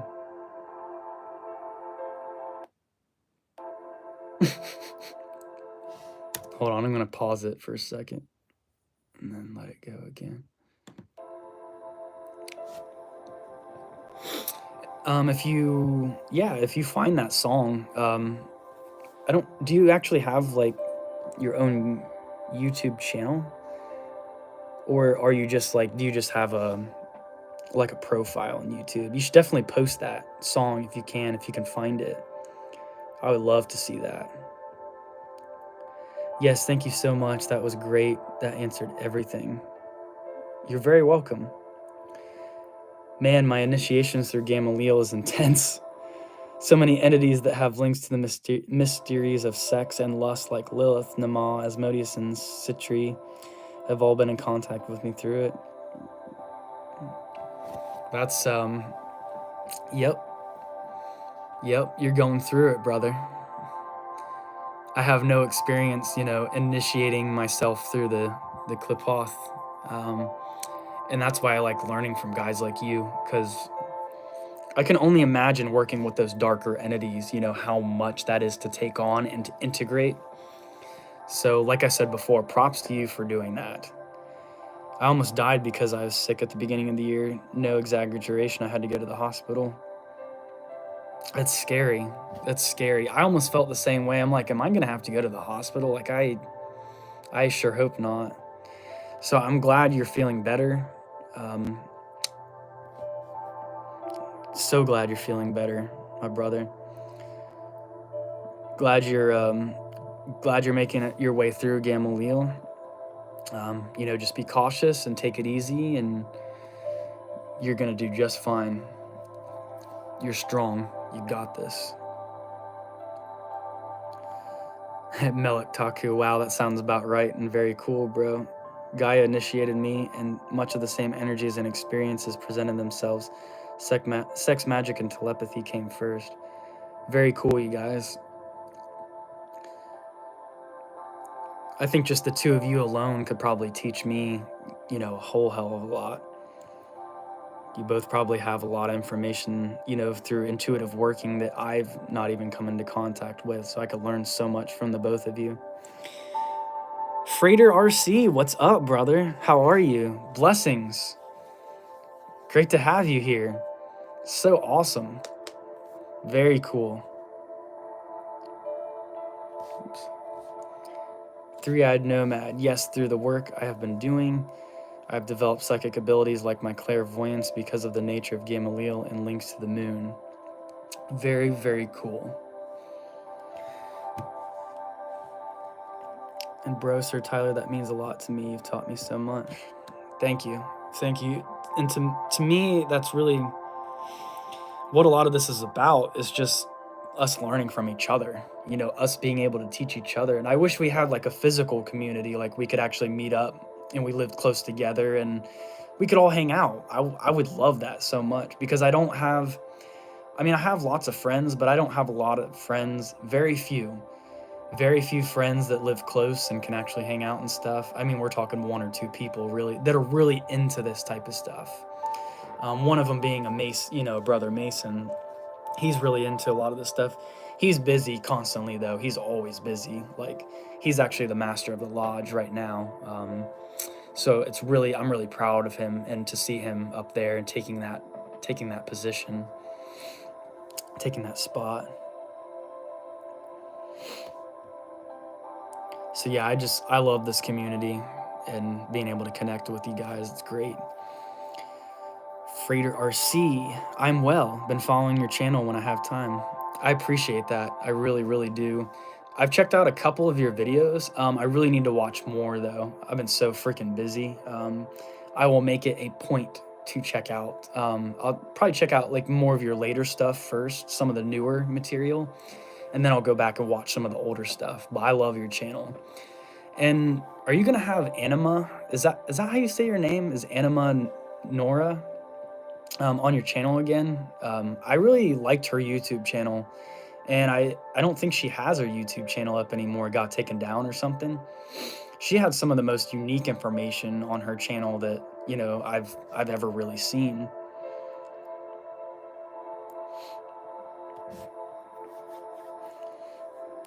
Yeah, Freighter RC, we love your videos, most definitely. Melik Taku, wow, I would love to experience with y'all. I'm sure we can try and find a way to meet up at some point to get physical with it. That would be pretty dope. I'm in Ohio. I'm not sure where you all are at, but that would be awesome. I've been so limited in like where I'm able to go and what I'm able to do lately. I'm lucky if I'm able to get out of the house like once a week, to be honest, just because the baby, I have a 1.5-year-old. He'll be 2 in April. But he takes up pretty much all my time and energy. He's always running around making messes in the house, and I love that little dude so much. He's my world. Like, he is literally the most important thing to me, period. So he comes first. And if I do have time, see, I have friends too that are I have like 2 or 3 friends that are trying to meet up with me and like hang out at some point. And I'm just like, I'm having such a hard time, like really even just getting out. I actually have a flat tire right now too that I need to get fixed. So I'm not even mobile with my own vehicle right now. So it's crazy. There's a lot going on right now. Massachusetts, so you're really not too far. Very cool. So fairly local. I'm going to tell you what, everyone. I'm going to take a break. I'm not ending this live stream. I'm going to keep the live stream going. I think I need a second cup of coffee, and I'm also going to get some water as well. So let me grab those couple things, and I will be right back.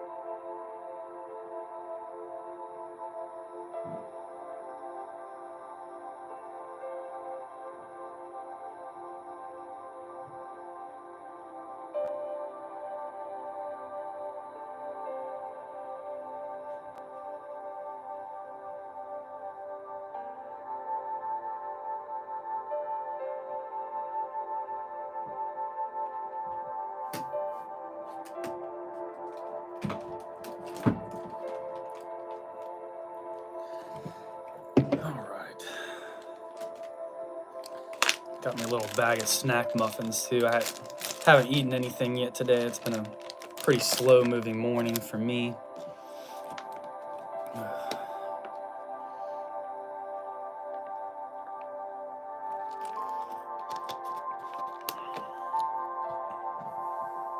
All right, let's get back to these. Frieder RC. Yes, the older stuff during our brutal 3-year lockdown was a bit crazy, but for a good reason. Enema will be back on at some point. Very cool.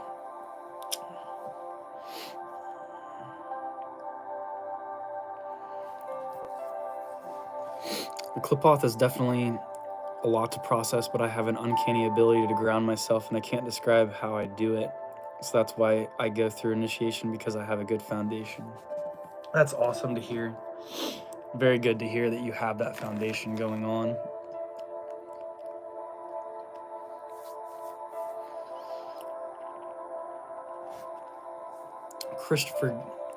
Christoph Gabriel, you gotta go. No worries, brother. Thank you for joining. Thank you for joining. I've appreciated your inputs and your comments, and I hope you have a great day. Hope to see you soon. Hope to see you very soon. So thank you very much.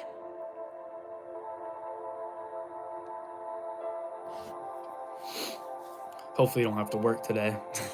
Hopefully get to chill and relax, maybe do some meditation.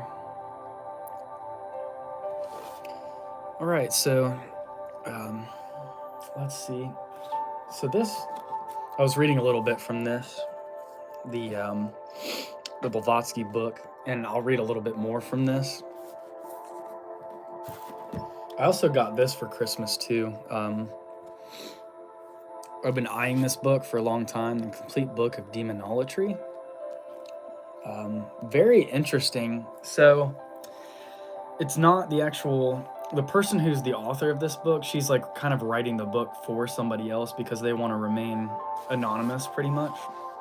But the person that she's writing it for is, they are a generational demonologist or demonolator.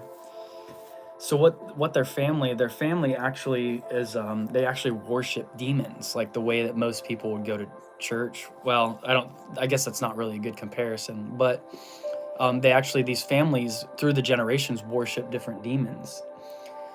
And very interesting, because he talks about how, some of the grandparents, the great grandparents, or just people earlier on, people going back generations, they worship demons for many, many generations. And, grandmas and great grandmas that practice like, black sex magic and all of these different things. So very interesting. And it talks about, what demonolatry is. It's not exactly the same thing as Satanism's not as much of a spiritual, it's not as much of a spiritual teaching as it is more like philosophy. It's the essence. Satanism's like a more of a belief system or a way you view the world. It's more of like a philosophy. But this is where they actually like worship demons and stuff. And I'm not that far into the book yet. I've only made it a little way. I've been reading more of the Blavatsky book, but very interesting so far. Of course, when they worship the demons, they see the demons as aspects of, the universe as a whole, their own higher self, to a degree. So it's all very cosmic still. It's all very cool and interesting. And I liked the way that they worded. They try not to see the demons as something like standing before them, but they try to see through the eyes of the demon. Try to see the world through their eyes. And I thought that was really powerful, whatever entities it is that you work with, or whatever pantheon or whatever tradition, instead of trying to see that being as something that's standing before you, try seeing through the eyes of that being, as if you are them, because they are all of these things, angels, demons, they're different aspects of our own selves. So if you want me to read a little bit from any of this book, let me know. Otherwise, I'm going to keep reading some of the spots that I have marked from the Cosmic Mysteries book. And let's see, it's been a pretty long live stream so far. We just hit 101 minutes and 33 seconds. So I probably won't want to go too much longer. It's 12:19 here, so maybe if I can make it to about 1 o'clock, so that's maybe another 40 minutes or so. I can just tell that my voice is starting to get a little bit tired. Not too bad, but I grabbed Mountain Dew instead of the second cup of coffee, so that is one of my bad habits, is caffeine. I do drink, I'd say probably about 3 cups of coffee a day, like throughout the day. That's pretty average for me.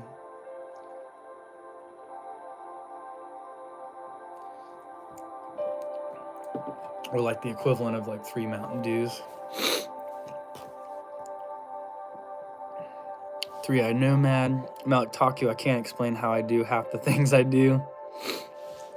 Sometimes that's best though. It's like just the fact that you can do it is good enough, and you don't. Sometimes when we try to explain things too much or get too logical with things and try to overanalyze and over-explain, it can actually like take away from the magic of what it is. And Three-Eyed Nomad, I know I've mentioned this before, but I love your Piccolo, your Piccolo profile picture there. I love Piccolo. He's one of the coolest characters in DBZ, for sure. He has such a better head on his shoulders than freaking Goku, I'll tell you that. Goku might be stronger, but Piccolo is really he's the more serious character. He's more like the actual guru type.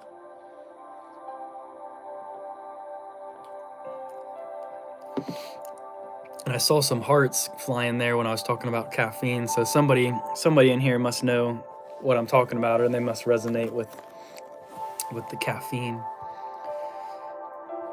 Three-Eyed Nomad, I get you. It took me a long time to articulate the connection between the abyss and depression, which I will do a deeper look into depression video soon. Very cool. Depression is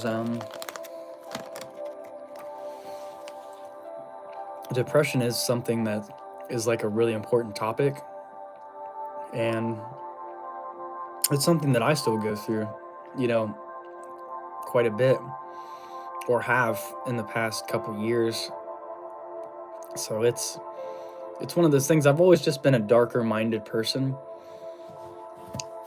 So a lot of people are able to just throw themselves into the fray of life, and everything's happy-go-lucky for them. They just, they enjoy mundane things, or they just enjoy like the everyday things. And for me, I've always just viewed reality from like this different lens of most people, a more serious lens, I would say, a more solemn approach to life. And a lot of people just don't get that. They don't take life seriously. And not that I'm saying my depression is based on how other people view the world, but man, sometimes life is hard. Sometimes life is really, really hard, and it's better for us to be honest with ourselves rather than just try and say, oh, I'm fine, I'm okay, like, I'm not sad. It's good to feel the emotions. You need to feel them and acknowledge them. It's very important. I need to get myself new books, actually. Would you recommend that book? Depends on what... Are you looking for more like left-hand path books, or are you looking for... Because like this, H.P. Blavatsky and Theosophy and the Secret Doctrine and all that, I would consider that more definitely right-hand path. Like I said before, I hate using those terms, like the right-hand path or the left-hand path, but she's definitely more Jedi, whereas the left-hand path I consider more like Sith ideology, if we're going to get into Star Wars and all that. This book, I have not read a lot of it. Actually, I'll go ahead and just read a page. Let me just go ahead and read a page. Let me read the page that I'm on. Or no, I'm sorry. Let me go back and see if I can find...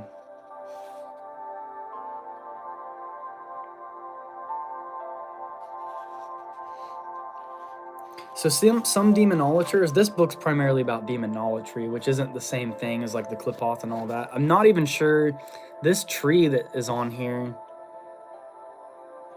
it has different beings associated with the spheres than like the Qliphothic tree. So I'm not sure. I haven't gotten that far in this book yet. I'm not sure what's going on here.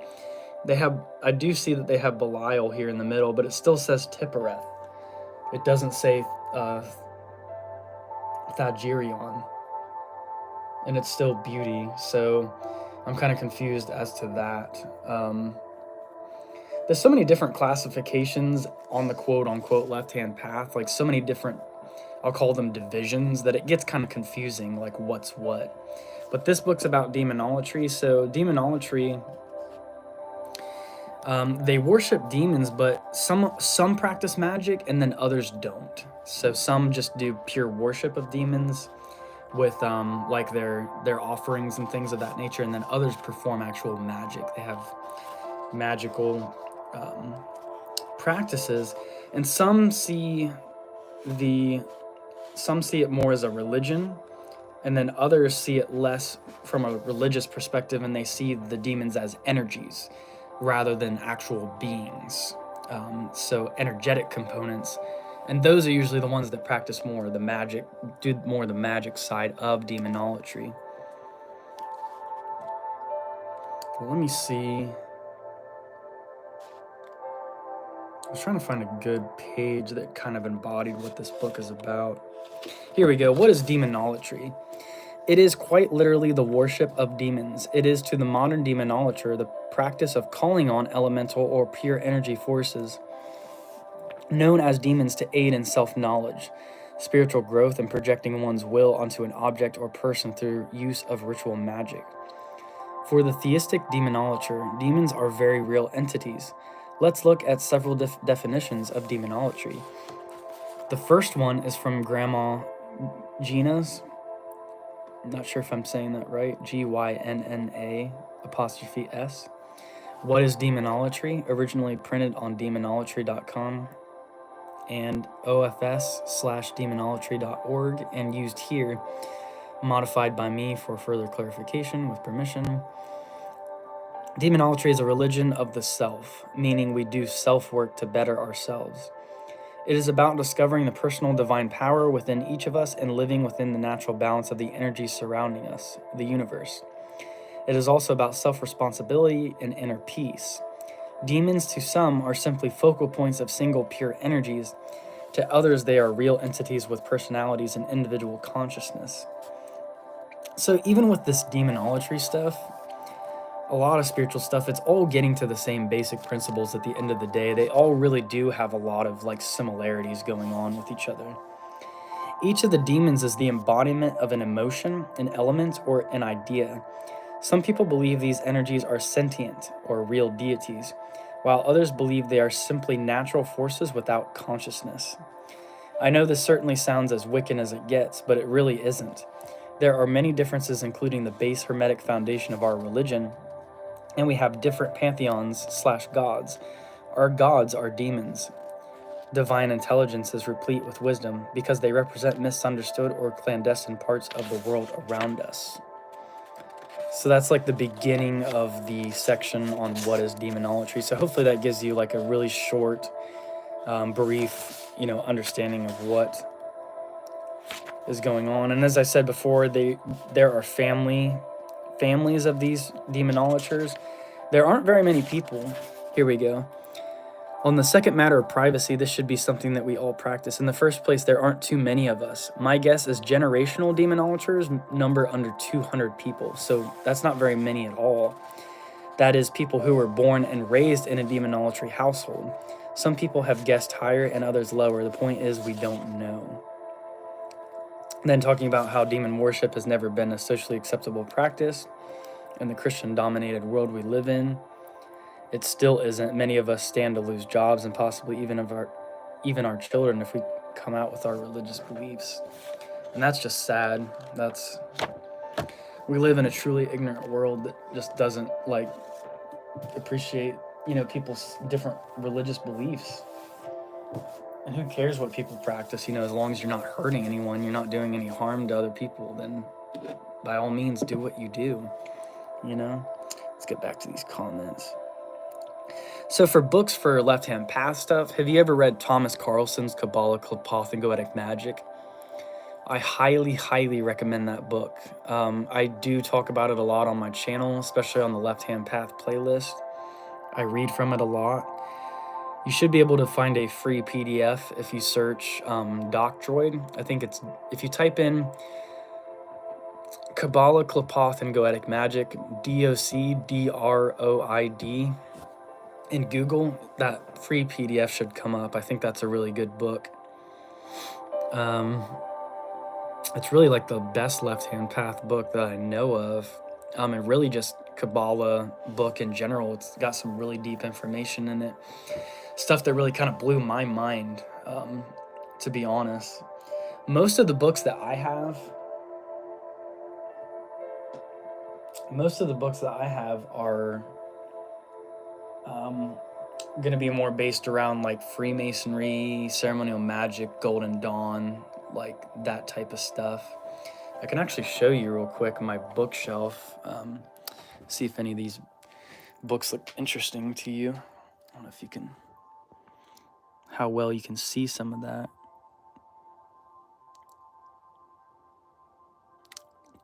There's a Thelema book.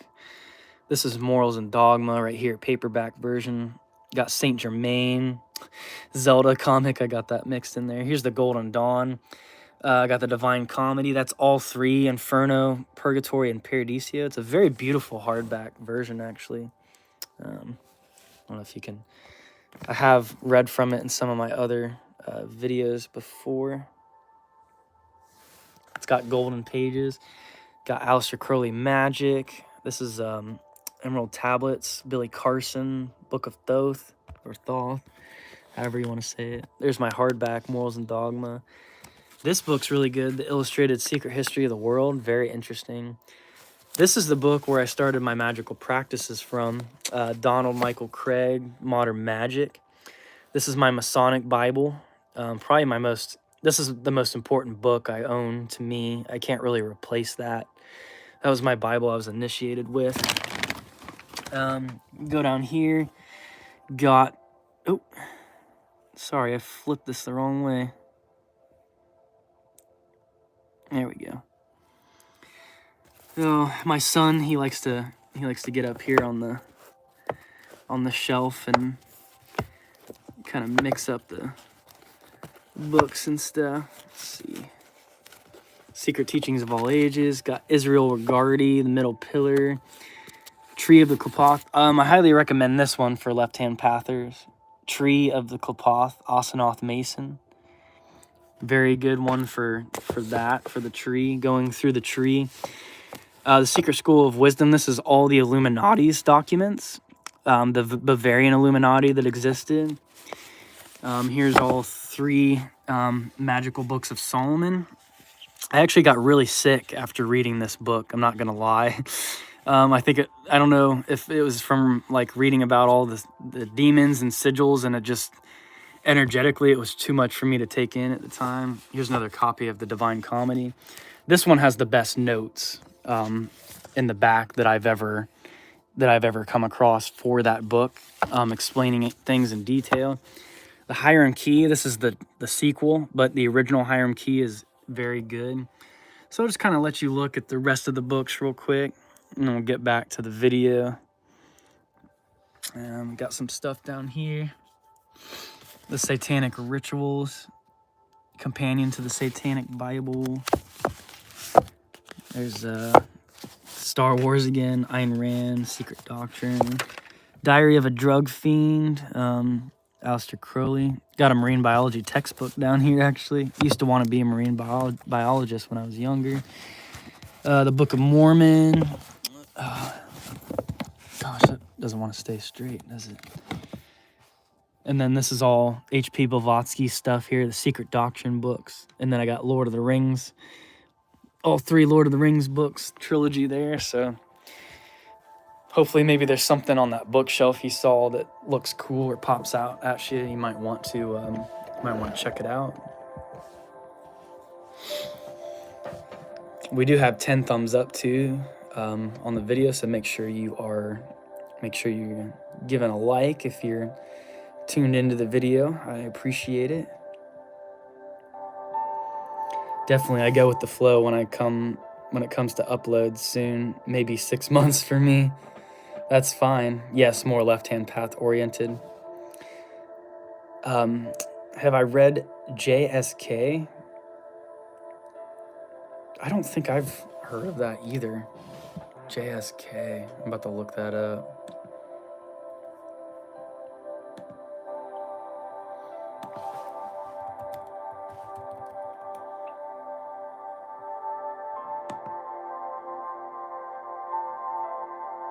What's the full name on JSK? Because I'm not getting anything to pop up.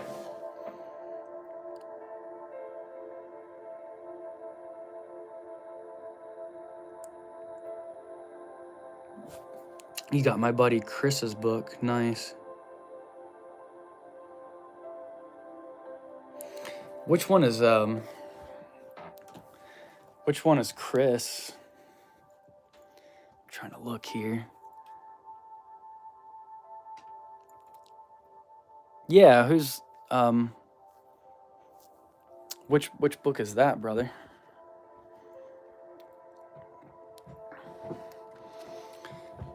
Morals and Dogma seems interesting. I'm fascinated by the limitations of people's psychology because I end up finding myself in the position of control over my environment, also noticing it myself.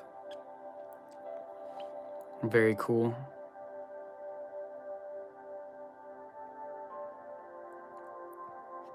Control is essential. If you can control yourself, you can really, it's going to be a lot easier to, control your reality in the world around you. For sure. If you're chaotic in nature, internally, it's going to be much harder to, get what you need or get what you want.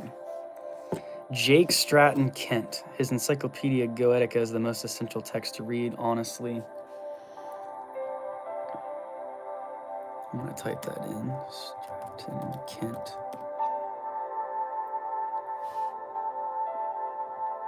I'm definitely going to have to check that out.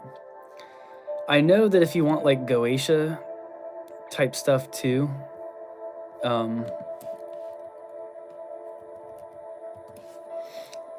Goetia and all that, Universal Mastery, it's the guy that does stuff with him, Cosmic Observer. You should go check out the Cosmic Observer YouTube channel. Nick, that's his name, Nick.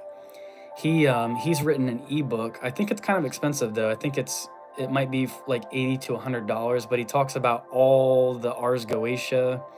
It's a big ebook. He talks about all kinds of stuff, but basically it's like a complete record of complete breakdown of all the tree of life and the tree of the Qliphoth and all the Goetic stuff too. So it has all of that within it. So I recommend that you go ahead and check out Nick at Cosmic Observer. And of course, I think you're familiar with Universal Mastery as well, Melik. Yeah, Morals and Dogma.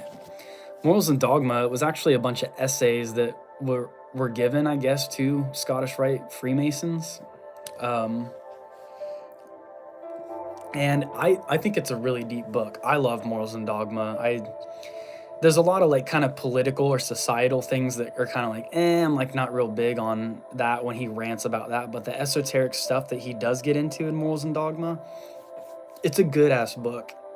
And I have a whole playlist on my YouTube channel that is dedicated to Morals and Dogma. So if you don't want to necessarily buy the book right away, or if you want to buy the book and then follow along with me in those videos, you can go ahead and do that as well. Oh yeah, Library 420. Yeah, that's right. His name's Chris. Is it Chris Bennington or something like that? That book is amazing. I forgot to point that out too. Great book. I haven't even read the whole thing. I've like had to go through and read like portions of it at a time. I've probably read about 70% of the book now, but it's amazing. I love that book so much. So if you ever see Chris, tell him how much I appreciate that book. I've learned so much from it. I really have. I've only done one or two YouTube videos talking about that book, but I would really like to do more videos going into that book. It's great.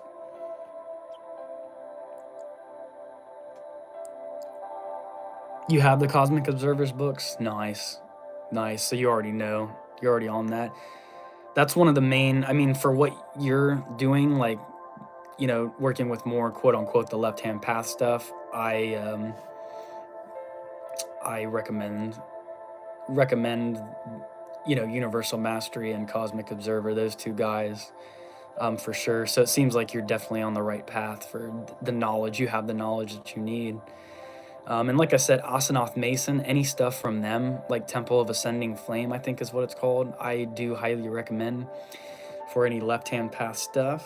So, Episimus, you're still here. Heck yeah. Right on. So, okay, we got 3 people in the chat still.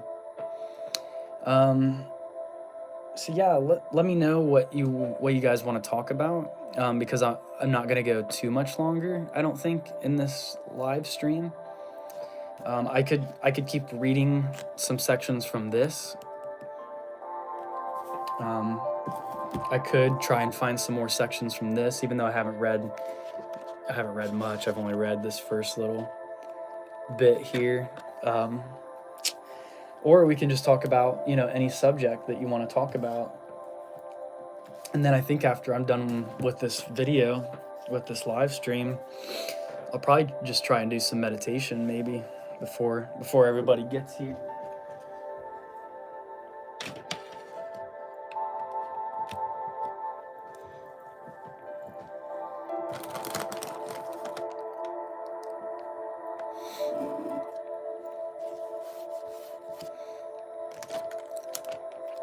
Don't mind me, I'm just eating my muffins, getting my first food in for the day.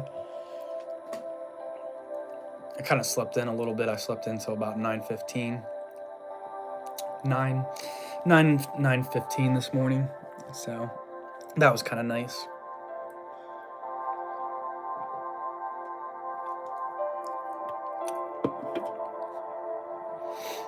I'm going to go. Thank you for the live stream. It was nice chatting with you. It was nice having you too, brother. I always appreciate when you chime in and when you find time to chat. So love you. I love all you. So I love all you guys. I really appreciate you for tuning in. have a great day. I hope you don't have to work today or anything. I hope you can stay at home and chillax and maybe meditate or get into your studies a little bit. The pessimist one started doing magical rituals. What was the moment like when you realized this really works? Or what made you realize that it works? So for me, I guess, as I was saying earlier, I would go to the woods a lot, and I would do my practices and my meditations out there.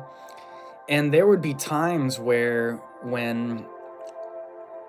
even when you're doing the Kabbalistic cross, when you imagine that white light above your head, I was actually seeing that. I could envision that, and I felt so light, and I felt so peaceful, really more peaceful than almost I had ever felt before. It was almost like I wasn't even there. And I remember having a moment where it felt like I was literally levitating off the ground. Like I was in kind of the yogic position with my legs crossed, but I didn't feel like I was touching the ground anymore. I felt so light and etheric.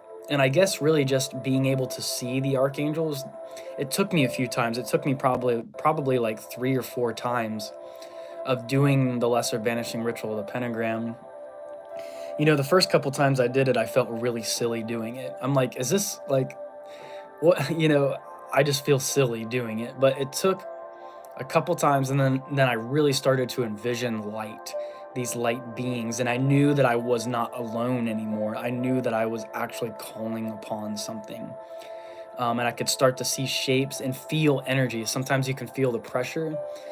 There's been times when I've done like the LBRP or the lesser invoking ritual in my house, and the walls will actually start to like, I feel it, well, I hear the walls start to crack. So that's kind of, I mean, you know how it is when you're doing magic and all of these things. It's usually the experience is something that's beyond words. It's something that we really can't even convey into words all that well. So hopefully that kind of explains that process enough for you. But that was really what made me realize that it works.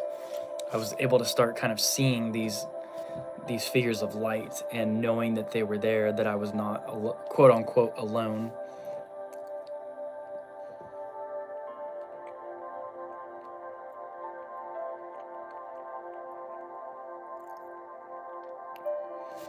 If you guys like the Qliphoth, you need to get the Book of Horns, but be warned, it will debunk. Not sure how to say it accurately. Maybe challenge the popular Qliphothic books of the day, so be warned.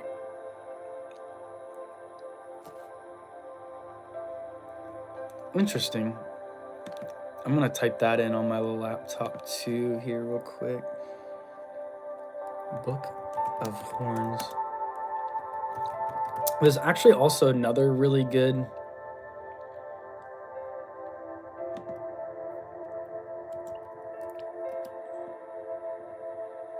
Who does that book? I'm having trouble finding that.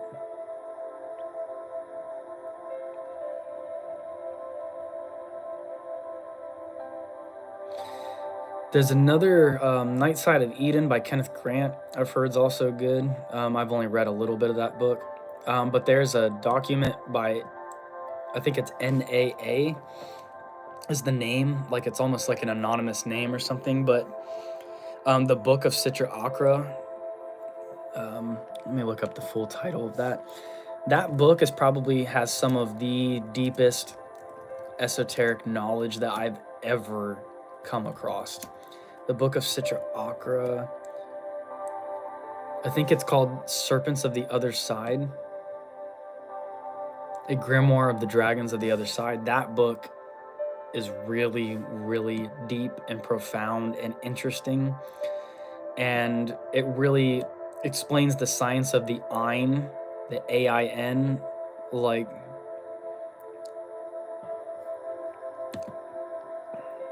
it's so deep. I even found somebody talking about this book on My Freemasonry. Warning, this book is some heavy, dark stuff you may or may not believe in, but don't say I didn't warn you. It is a powerful, powerful book.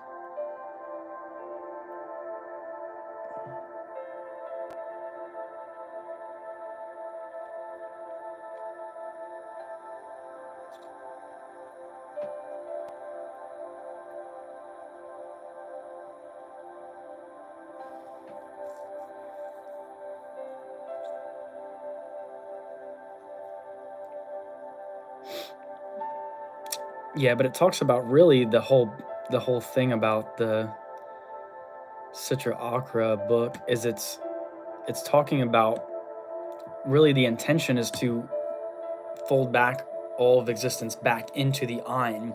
So it's going back into its primordial origins. And it's really against all the quote unquote light gods, or the energies that are like producing outwards into the universe. Like, instead of this continual expansion, I've done a couple videos on it. The darker nature of the tree of death, I think, is what I titled the videos. Something along those lines, the darker, talking about the science of the darker tree. But I talk about that Citra Akra book in that. And basically, yeah, the whole point of those magicians is they're trying to pull the divine force or essence back into the Ein. So the Ein, I always explain as undifferentiated substance. It is all potentiality condensed, and so it's all potentiality, and everything that's been manifest in the cosmos up to this point is but a like small fraction or small sliver of this Ein. So it's very profound and very deep. The book of Citra Akra, if you can find that, and I believe there's like a free PDF online, because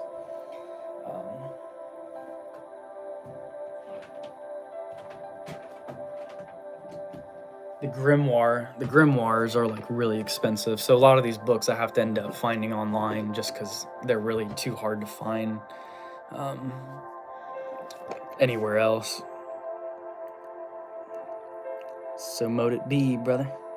God is pressure. Yo, pretty much. That makes a lot of sense, actually. Book of Horns, Sefer Karnayim. Thank you. Check that out.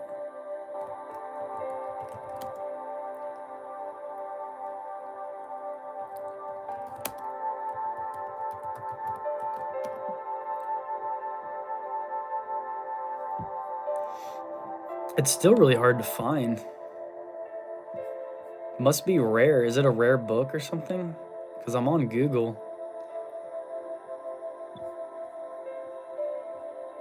Book of Horns, I typed in Sefer Karnayim. Yes, you will have trouble. It's a treasure hunt.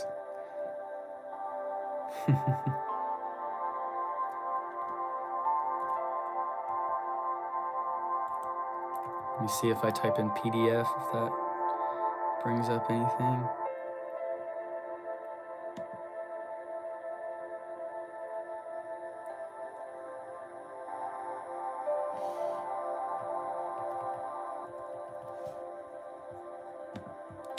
Yeah, I'll try to find that, but it seems like it's probably pretty difficult to come across.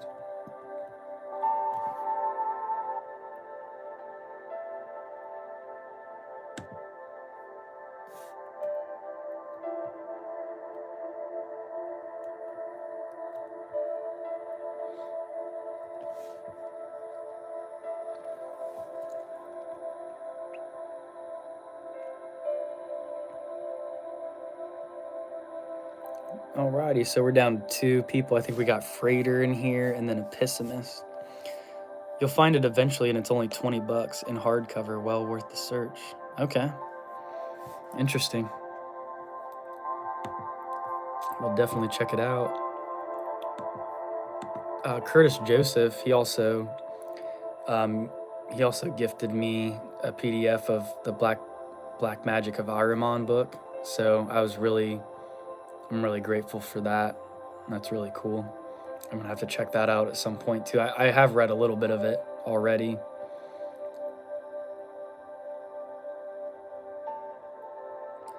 I just started Transcendental Magic by Levi. Okay, I've heard of that book too. Eliphas Levi is definitely one of the more prominent figures of ceremonial high magic. There's a catch, of course. Pessimist, classic, great text.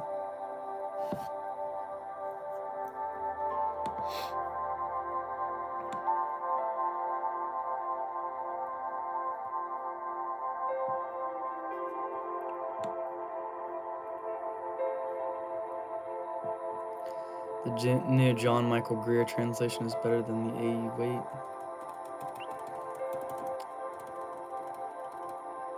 And I just finished Kabbalah, Qliphoth, and Goetic Magic by... Yeah, dude, that book, it is a really good book. I really enjoyed that one. I just like the way it's written and the way he explains stuff. Oh.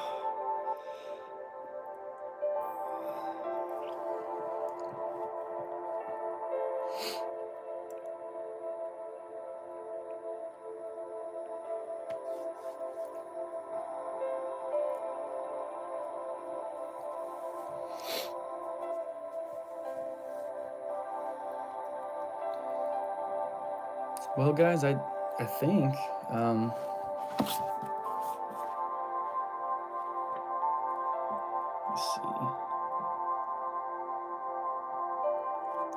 One of the things that I don't know how much you guys know about elementals, but that was one of the things that Blavatsky talks a lot about in this book is elementals and how they're kind of like, they don't have so much as a consciousness in and of themselves. They just kind of operate and perform a certain function. But the misuse of human consciousness, it's really using these elementals to really kind of create like a havoc or destruction on the physical plane.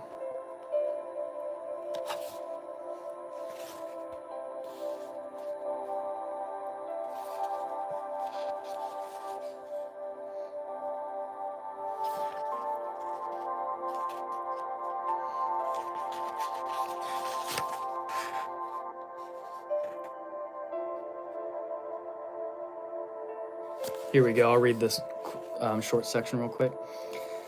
Is there not some connection between the karma of man and elementals? And elementals, from what I've understood them as, it goes beyond that, I think, but you've got like the salamanders of fire, the gnomes of earth, the unadines, or however you say that, of water, all of those beings, and the sylphs of the air. I don't know if that's exactly what she's referring to here, but that was the question: is there not some connection between the karma of man and elementals? H.P. Blavatsky says a very important one. The elemental world has become a strong factor in the karma of the human race. Being unconscious, automatic, and photographic, it assumes the complexion of the human family itself. In the earlier ages, when we may postulate that man had not yet begun to make bad karma, the elemental world was more friendly to man because it had not received unfriendly impressions. But so soon as man began to become ignorant, unfriendly to himself and the rest of creation, the elemental world began to take on exactly the same complexion and return to humanity the exact pay, so to speak, due for the actions of humanity. Or like a donkey, which when he is pushed against, will push against you. Or as a human being, when anger or insult is offered, feels inclined to return the same. So the elemental world, being unconscious force, returns or reacts upon humanity exactly as humanity acted towards it, whether the actions of men were done with the knowledge of these laws or not. So in these times it has come to be that the elemental world has the complexion and action, which is the exact result of all the actions and thoughts and desires of men from the earliest times. And being unconscious and only acting according to the natural laws of its being, the elemental world is a powerful factor in the workings of karma. And so long as mankind does not cultivate brotherly feeling and charity towards the whole of creation, just so long will the elementals be without the impulse to act for our benefit. But so soon and wherever man or men begin to cultivate brotherly feelings and love for the whole of creation, there and then the elementals begin to take on the new condition. So very interesting when you look at all the different causes and effects of humanity and all the things that people put energy into, the elementals are kind of moving with them and like leaving these impressions on the world. And then there's kind of this backlash that effect that takes place by the elementals, but they're more like, it's more like an automatic kind of consciousness. David Kim Smith has a great book on Qliphoth called Black Ether, which you should get before it sells out. It likely won't be reprinted. Gosh, there's just so much good material out there. There's so much to read and so much to digest. It's like, it's so crazy. It's hard to really stay on top of it. But I'm gonna put that in the computer too. Black Aether. Shime Smith. David.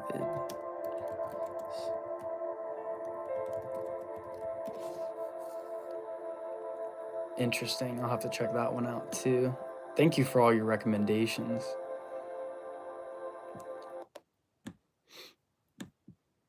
Oh. Music keeps cutting in and out. Potato, what's up? Hello. He kind of caught me towards the end of this live stream. It's getting to be, we're at 2 hours and 20 minutes already. It's amazing how quick this goes by. But thank you for tuning in, brother. Love you. Love having you on here. And Curtis, I'll go ahead and tell you that Curtis Joseph did gift me a PDF of Black Magic of Ahriman. So I'm really happy about that. I just reached out to him. I guess his email, like his normal email, Curtis Joseph at gmail.com, that one doesn't work anymore. He has a different email that works. And he just gave that email away on one of his more recent videos.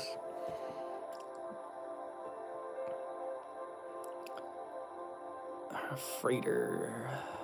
So an excellent investment as his books all skyrocket after they sell out. Harry, I thought you were going live on Thursday. Harry, how are you, man? My Harry Potter, what's up, dude? It's all good, man. I hope I didn't type Thursday. I think I said Tuesday, but yeah, sorry about the misunderstanding. 6 viewers, we need at least 6 thumbs up. We got 12 thumbs up. Happy to support my brother Masons. Are you a Mason, Freighter RC?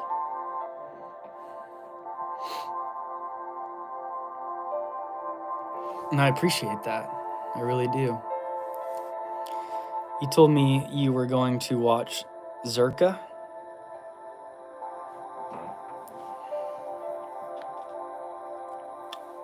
Zerka. Is that something we talked about in the live chat? The last live chat? I'm sorry, I'm drawing a blank on that one. I know that spelled differently, there's a Zerka Corporation in a book, a video game called Knights of the Old Republic. If you've ever played that, the Zerka Corporation. Not spelled like you spelled it there, but interesting correspondence though. You are a brother. Did not realize that. So from one brother to another brother, it is nice to talk and exchange this information. So that's awesome, brother. Thank you for being here. Trinity Lodge, Vancouver. Very cool. Very cool. That is that's very neat. So yeah, it's hard to find too many brothers who are into this sort of stuff. You know what I'm saying. I've got one guy at our lodge. I'm from Chandler Lodge, 138, London, Ohio, and the master there right now, Henry. He's actually he's into this type of stuff. He's into the magic and studying about all this. But I don't know too many brothers that get into this stuff. There's a book club that I'm supposed to be joining here real soon, and they've had guys on there like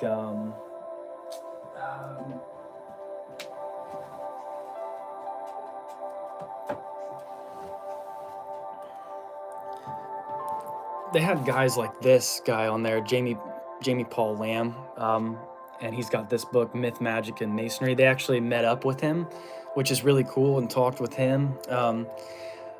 I'm also friends with PD Newman, Alchemically Stoned. We've talked a little bit through Facebook and email. I actually haven't gotten an email back from PD Newman as of late, so not sure what's going on there. But if you have not read Alchemically Stoned, The Psychedelic Secrets of Freemasonry, I highly recommend you check that book out. That book is super, super interesting.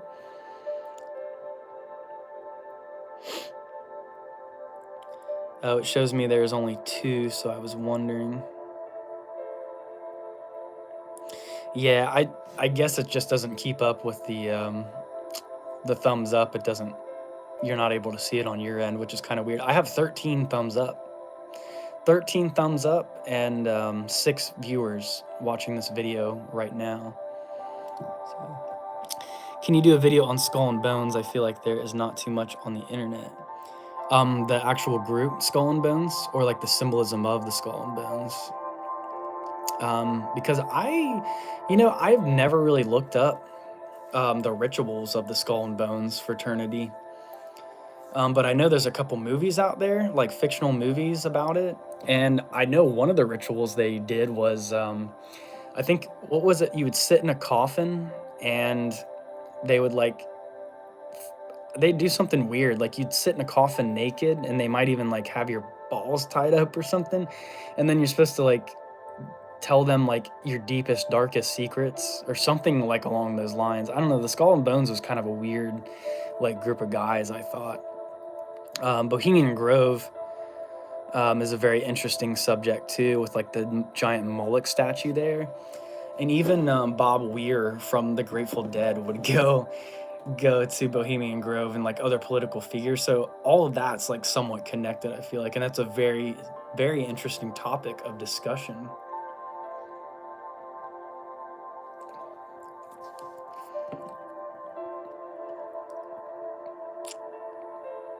Yes, that would be awesome.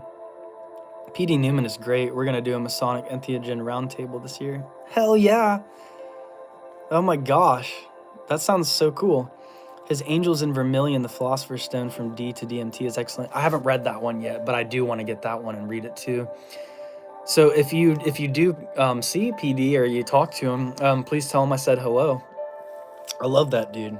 Love that guy. And he's one of the guys that really kind of opened the doors for just more open-mindedness in Freemasonry. Like he's one of the first guys I'm like, wow, there's a Freemason like openly talking about psychedelics like in a book. Like, is this real? This is very cool. This is very, the fraternity is really transforming. I feel like there's a lot of like neat brothers like that I'm coming into contact with that are just more open-minded, you know. We need those traditional brothers like the gatekeepers of the fraternity to, you know, keep the foundation going and keep the what I would call the administrative stuff, because I was Worshipful Master back in 2018 to 2020, so a lot of administration stuff that I had to deal with, kind of like the more what I would call the more boring aspect of it. I like ritual, and I'm really good at lectures. I like doing the lectures. I can do the EA, the Fellowcraft, and the Master Mason degree. I know all 3 of those, so that's something that Lodge has me come in and help with a lot of the time. So yeah, please tell him I said hello. And I'm working on a book myself, if you don't already know. It's called Freemasonry and Ceremonial High Magic, and you can get the prologue and the first 7 chapters on my Patreon, which I have a link to in most of my YouTube videos, most of my newer YouTube videos. You get the audiobook for that, and you also get an instructional video for the lesser invoking ritual of the pentagram as well. But brother, if you can't afford the Patreon or if you just want to have access to the PDF or the document of that, you can email me as well. I'm usually willing to just share that with a brother. So my email is drummerboysmith2010@yahoo.com. All one word. So you can email me there and reach me. PD is also tight with Chris Bennett. Oh, I missed something. Hold on.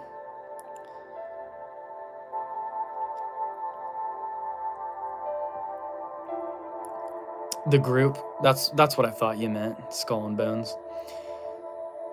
PD is also tight with Chris Bennett. I thought so.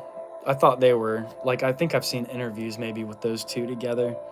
And Thomas Hatsis. Those two names I don't recognize, Thomas and Brian, but I probably should. Did you hear the recent news about Skull and Bones? No, I haven't. Our brother Aiden has excellent videos on the Grove on his channel. What's it called? Lore Lodge? I'm gonna have to check this out. Me and you could probably talk for hours, dude. And you have so many references. Like this is crazy. There's so much going on here. Let me try to find the YouTube channel. Lore Lodge.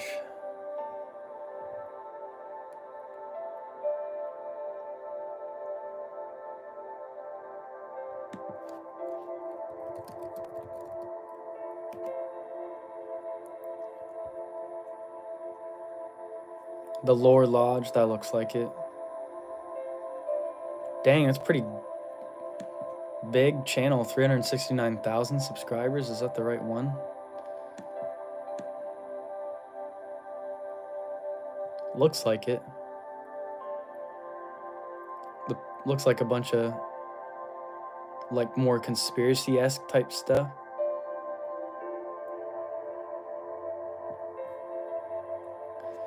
Many history, folklore, and mythology channels dazzle you with well-written scripts.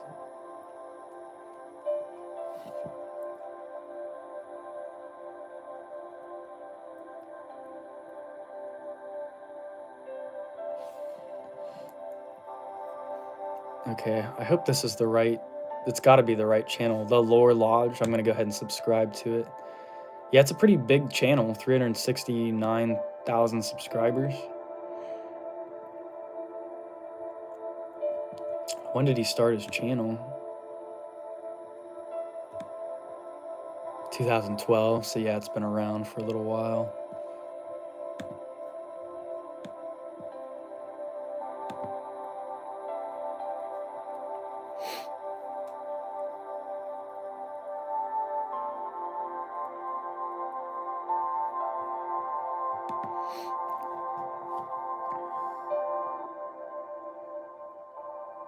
Peyote and 5-MeO have never been outlawed in Canada, so there's been a lot of good research done up here on them. Nice. So you're Canadian.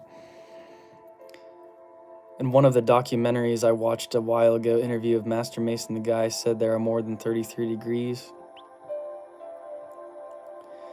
What is your view on that, Freighter, as far as the 33 degrees? Because from what I know, you've got York Rite, which ends in with the Templar degree, and then you've got Scottish Rite, which goes to 33 degrees. But beyond that, I mean, there's so many appendant bodies of Masonry. Like maybe it's one of those appendant bodies that has other or further degrees.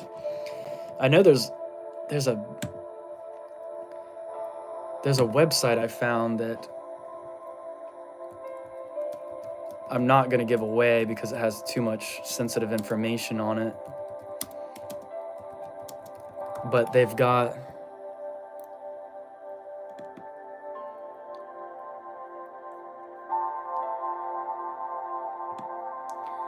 there's all kinds of like different orders that are like connected to the Freemasonic order, but it's not necessarily exactly Freemasonry like in the traditional sense. One of them is like the Holy Order of like Templars or something like that. I can't remember what it is.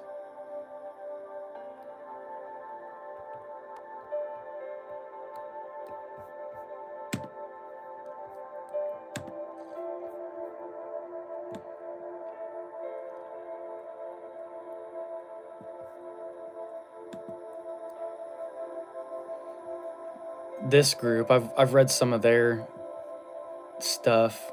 Holy Royal Arcanite Templar Priests and Orders of the Holy Wisdom. So that's like a whole thing in and of itself, and that has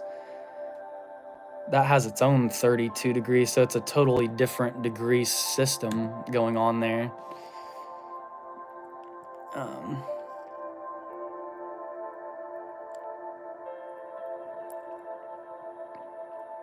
So yeah, technically, I don't think they really go above 33 degrees. Mark Passio, he said there's like 12 hidden degrees, each degree correlated to like the zodiac or something like that.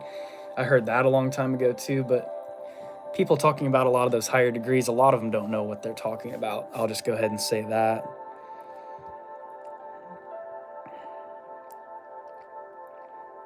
Aiden has an MA in history, so he does his research well, and his legit drunk histories on his Patreon are what drunk history should be. Nice. As far as I know, the degrees above 30th are an American thing. Yeah. Are Rosicrucians and Masons linked, and if, how? So Rosicrucians are very similar. Their rituals are very much alike, and I met a guy at a Scottish Rite reunion. He was part of a Golden Dawn temple, but he was also part of a Rosicrucian order too. So they're really similar. If you study the history of the Rosicrucians, there's like the whole fable or tale of like Christian Rosenkreutz. He's like the historical figure of that group, and how he kind of like these hidden masters, like they communicate these teachings through different Masonic degrees. That's like a topic that I can't really get into fully because I don't really know the answer to that. There's a lot about Rosicrucianism that just, I'd say Freemasonry and Rosicrucianism kind of like tie in together. They're very much like the same things. They teach a lot of the same things. So to really, I would just do some research on Rosicrucianism. I'm sure there's people who do like really good videos on the Rosicrucians. But as for specific information, and I have lots of books back here, lots of books that talk about Rosicrucians and Masonry. But yeah, they're very similar. I want to say Rosicrucians are kind of like Freemasonry, where it's not so much ceremonial magic, as in like the Golden Dawn, for instance. Like they're doing rituals like the Lesser Banishing Ritual, the Pentagram, all of these things. Whereas Masonry has it's less ritualistic and more ceremonial. So you've got like your three main degrees, Entered Apprentice, Fellow Craft, and Master Mason. So it's more along those lines. So I hope that helps a little bit at least. I would say just do some research on Rosicrucianism in general, and you should get some answers.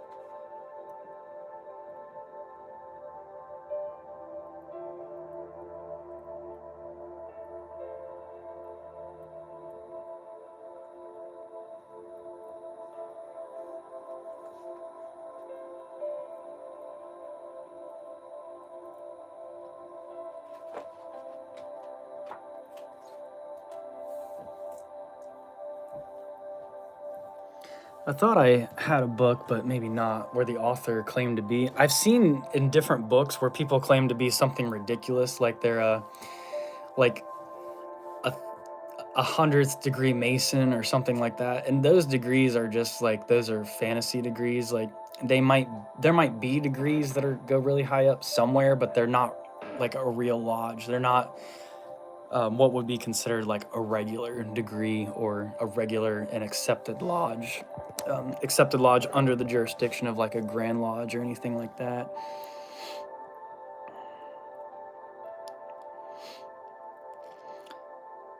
I did a 6-hour podcast with Lenny Peterson, who was in Scotland and gave an amazing account of Masonry going back to the 1400s. Very cool. Very cool. I haven't heard that name before, but Anybody that's talking about history that goes back to the 1400s, that's pretty far back for, Masonic history. Are you a Christian? Technically, no. I don't have anything against Christ, of course. I see Christ as like an ascended master, essentially. It's such a complex topic to get into, but definitely Christ consciousness. I don't see a lot of people, they want to get caught up on the guy, Jesus himself, but it's more about what was being taught, like Christ consciousness. I would consider myself more of a Gnostic Christian, if nothing else, where I believe that it's not about just accepting Christ and you're saved or whatever forever. It's more about you have to have an internal understanding and knowledge of thyself. And that's what's really going to, it's salvation through knowledge, essentially, through understanding the self. And to have true Christ consciousness is to really be like Christ and to, love unconditionally and have that complete tip rest center activated. Really that full-on heart chakra energy, and be able to expand that energy out into the world. Now, I think there are weaknesses to trying to be a Christ. Like, we see what happened with Christ. He got crucified, and he paid the ultimate price. He died at the hands of people who were really profane. They didn't understand anything. They just wanted a scapegoat or somebody to, they were just projecting all of their phantoms and all of their fears onto Christ, and they ended up killing him.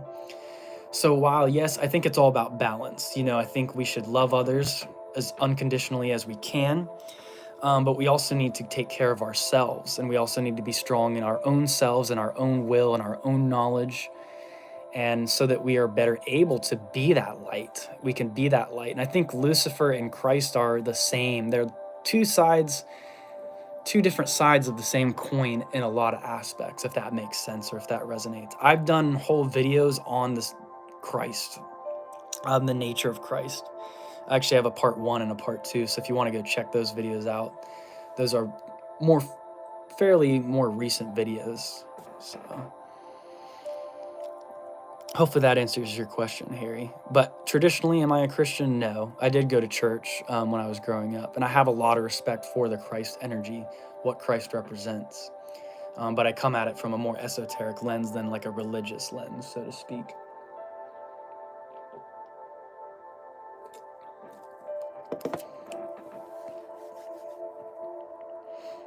Freighter.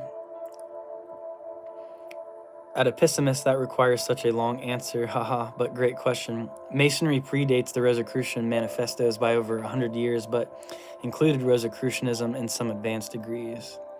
Thank you for answering that. Golden Dawn is Rosicrucian, but shh, don't tell anyone. I started learning piano because of you. My mom always wants me to learn music instruments. I had my first lesson last week. Heck yeah, dude. Congrats.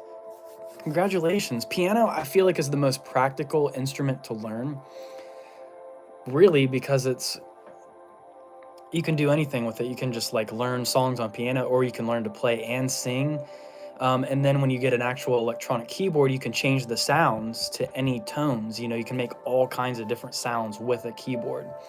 So it's a very practical instrument to learn, and I love it. I took lessons for like 6 months to a year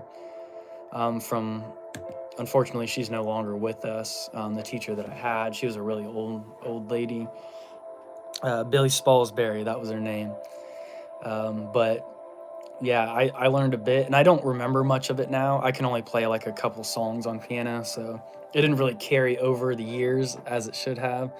I know much more about guitar chords and like singing songs. And if y'all want to check out my music, I do have some music on this channel a little bit. I have a bit more on my old YouTube channel. If you go to the bottom of my home screen on Occult Perspectives, you'll find my old YouTube channel at the bottom of the page. So thanks for sharing that, Harry. I'm glad you are picking that up, because music is one of those things that it helps us grow, and it's a good thing, good influence to have in your life. So I'm gonna try to get through the rest of these comments, and then I'm gonna go ahead and end the video because I gotta do a couple things around the house before all the kiddos get here. I need to do a little bit more laundry, maybe go get something to eat real quick, and hopefully do some meditation. So I haven't done any meditation today.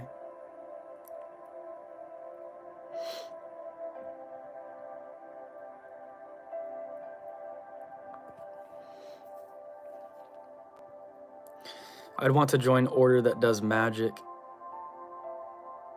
They all technically do magic, but if you're looking for actual magical practices, I would probably recommend a Golden Dawn temple or a Thelemic temple, Thelema, OTO.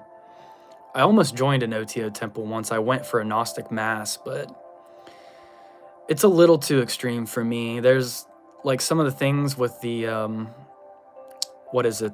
Some of the ingredients that they put in the, I'm trying to remember, the cakes of light or the wafers. I'm like, I don't know. It's a little bit too fringe on like the sex magic side of things, which I'm not against. I don't know that was really like for me. But I am very curious about sex magic. I'm a Scorpio, so I definitely have that darker aspect to myself, the sexual side. Read the Rosicrucians by Dr. Christopher McIntosh and also the Rosicrucian Manifestos. If you start elsewhere, confusion shall reign. I've actually wondered if Golden Dawn and RC are any similar. Just enjoying as Frater said before, they are very much intertwined, the Golden Dawn and the Rosicrucians.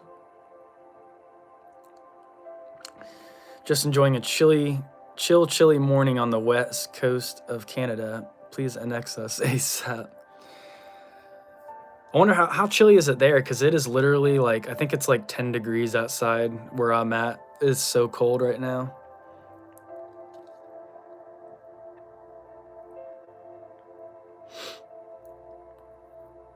Lenny Peterson runs Hermetic Science Enterprises, publishes rare books. Nice. Have you noticed spiritual people turning to Christianity, or is it just here in Finland? Definitely happens here and a lot. Yeah, there's a lot of people that they get started in like new age practices or like some kind of magic. Usually it's like more new age practices, and they have like shit go wrong or they're not doing things properly. And then they usually turn to Christianity because it seems to be the much easier solution for a lot of people. Just accept love and Christ into your heart and then it's all done. Like, for me, it's always been a little too simple. The Jedi way is a little too... The light side can be kind of boring sometimes. Like, you kind of need that darker side of things to a degree. Like, you got to have the balance of both the light and the dark. So for me, like, traditional Christianity just doesn't work. It doesn't do a whole lot for me. But that's just for me personally. If that's what works for somebody, like, I'm not going to be against it. In Universal Mastery, he talks a lot about like that religious programming and people running and flocking back to Christianity. Usually people that had no real esoteric grounding or understanding in the first place, though. Means my prayers are working. LOL, JK.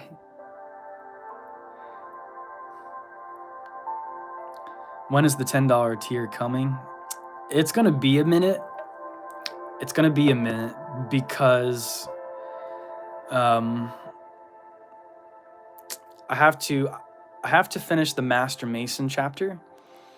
And then once I do, that's going to take me a while because that's going to be a big chapter.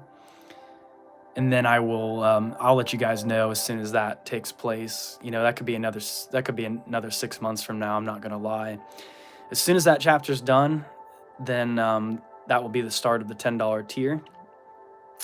And I also have most of the chapters of I have a chapter on the Mark Master Mason degree, which is the 4th degree or the 1st degree in the York Rite Masonry, and then I have a chapter on the Secret Master degree. I think that's what it is, Secret Master, which is the 4th degree or the first degree in Scottish Rite Freemasonry. I have those 2 chapters are almost done, so those won't take very long. But I'm going to have to do the Master Mason. I'm working in a linear progression, so the Master Mason degree will be first, and then I'll put that on there, and then I'll put those 2, the York Rite and the Scottish Rite degrees on there after that. But that will be the start of the $10 tier. And I would like to get on the $5 tier one more video if I can. I'm going to need somebody to film me, but I want to do an LBRP instructional video as well as a middle pillar instructional video, since I've already done the lesser invoking ritual of the pentagram and put that on there. So yeah, any of you that are interested in learning more about Freemasonry, make sure you go and check out my Patreon at Occult Perspectives. I have a link to the Patreon in most of my videos here on YouTube. It's only $5 a month, so definitely go and check that out. Music is magic, most definitely. There's also a YouTube channel you should go and check out. It's called Magic in Music, and they spell music just like you spelled it there, Epissimus. Magic in Music. There's a lot of background tone type videos. Very, very good stuff on there. And we've talked a bit back and forth, me and that YouTube channel. They've given me personal shout outs before, so I really appreciate that. Harry, I hear that learning instruments and language is perhaps the only thing that can actually increase IQ. I wouldn't be surprised. I know it changes the consciousness dramatically of a person. Like, you'll always see me tapping on my legs. I always have drum beats running through my brain and noggin. And like I said, if you want to check out some of my music, check out some of my videos on this channel, and then I also have an older YouTube channel that you'll find at the bottom of the homepage on my on this YouTube channel.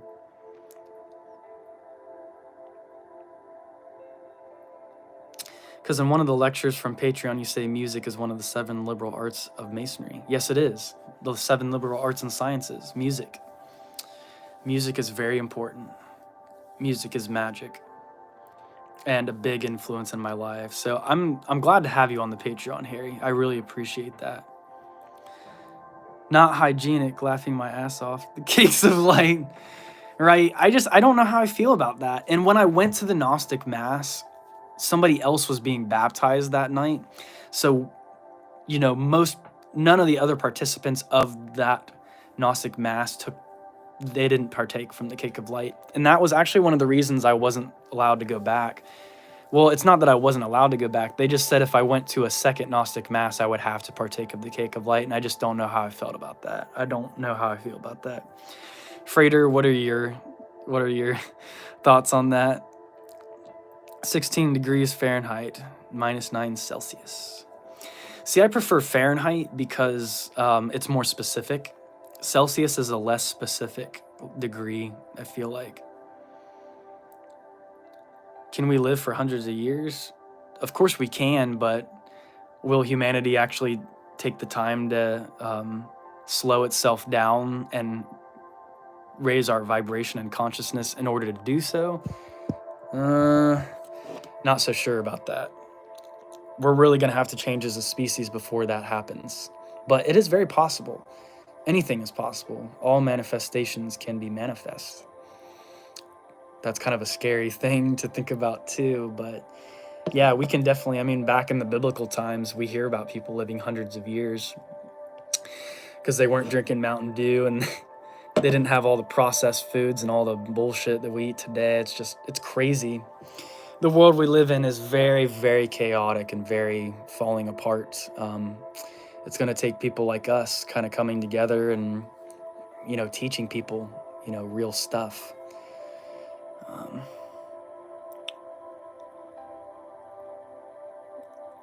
By accident, no less.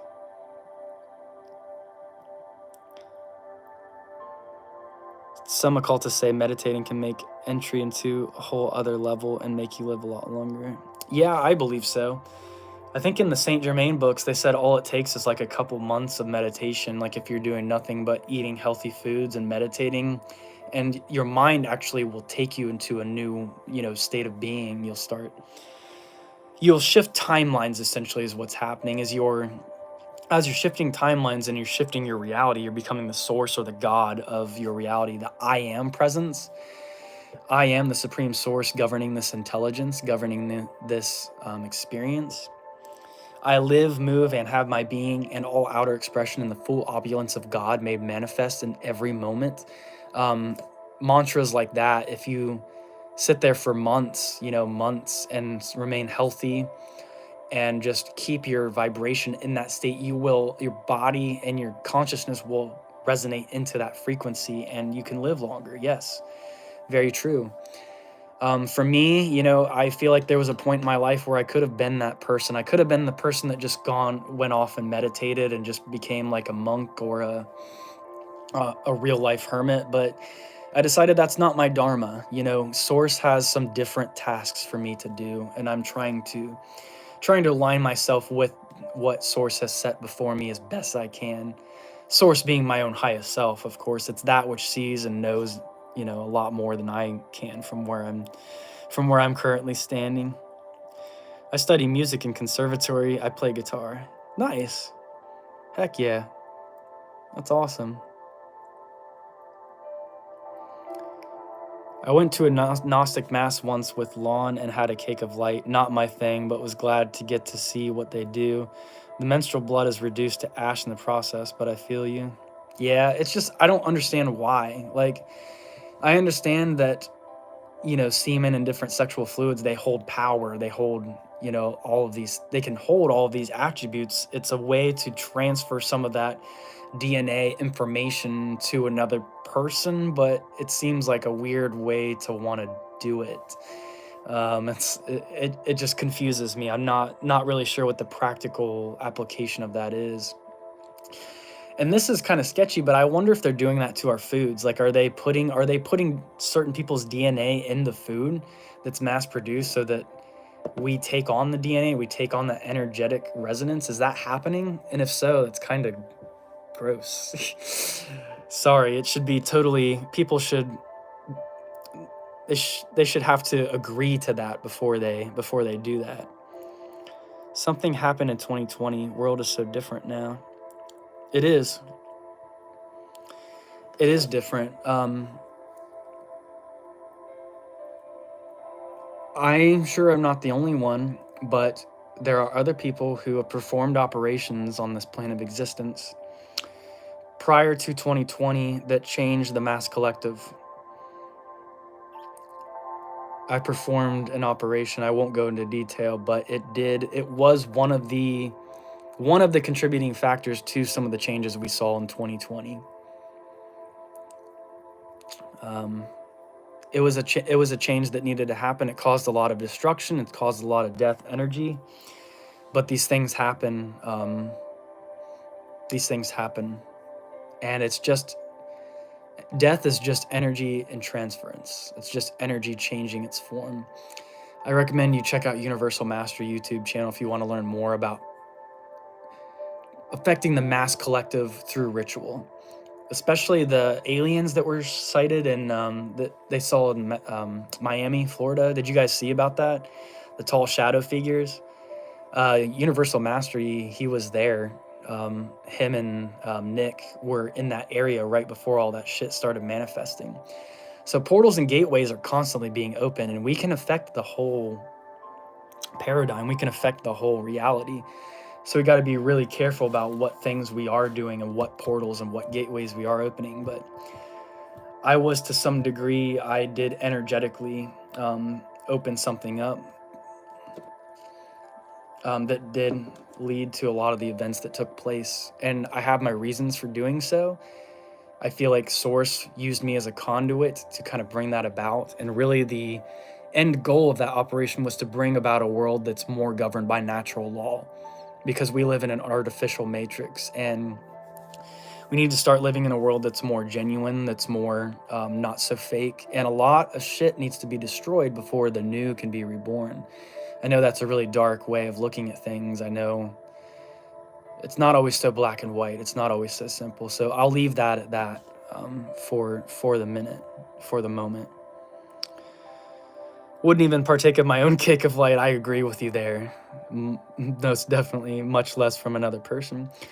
Does that just mean that like why don't, I mean, I guess people could just, give someone a blowjob if they really if they really wanted the cake of light that bad. That's a lot of DNA going into somebody's body, you know, when that happens. So sex and energetic exchanges is such a massive topic. Like, people really don't understand, like, when they are having sex, especially with multiple partners, how much energetically they're intermingling and intermixing with everything. It's insane. Like, it just runs so deep, all of this stuff. You missed the Skull and Bones bit. Scroll up if you want to. It's just a funny wee bit of news about a group we rarely hear about. Oops, did I miss something?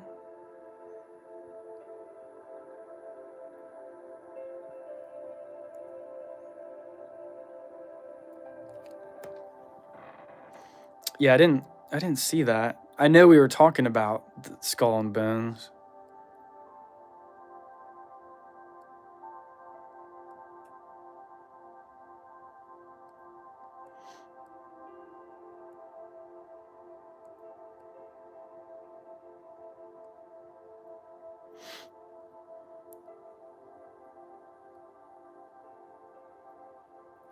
My dream is to get out of the grid and go to a forest and live there, or an island or something of that kind. Yeah, I would love that. I would love that. I agree. They at least should tell you in advance what you guys think they are doing in CERN. Isn't it like Kali or something? One of the goddesses they have like a statue of her right outside the CERN facility. It's one of those Eastern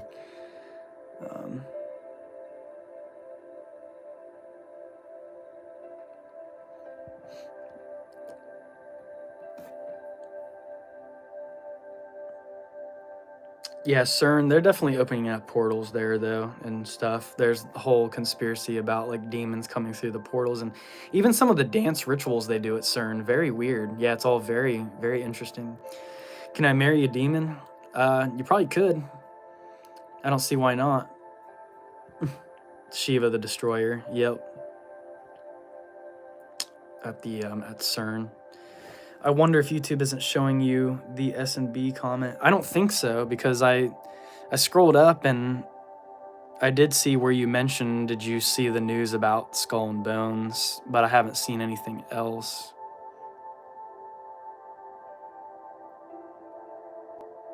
Did you hear the recent news about Skull and Bones? No. I see the peyote comment. Research.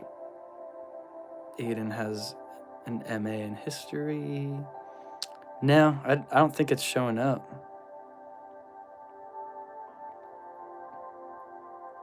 Trying again. Okay, thank you. And yeah, I am gonna have to go ahead and after that comment, any last comments you guys have, go ahead and do that now. And I'm gonna have to go ahead and pop off of here.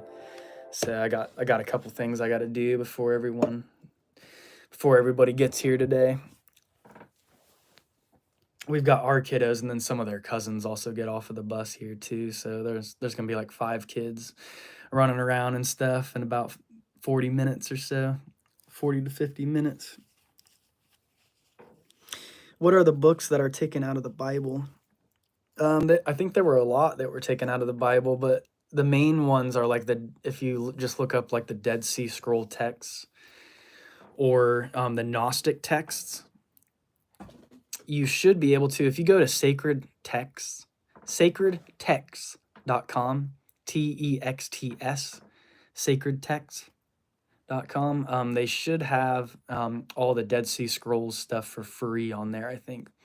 There's like a book of Adam and Eve. There's the book of Enoch. There's all kinds of stuff. It's just, there's so much. Oh, wow, that's funny. Yeah, Pessimist just commented the same shit I said.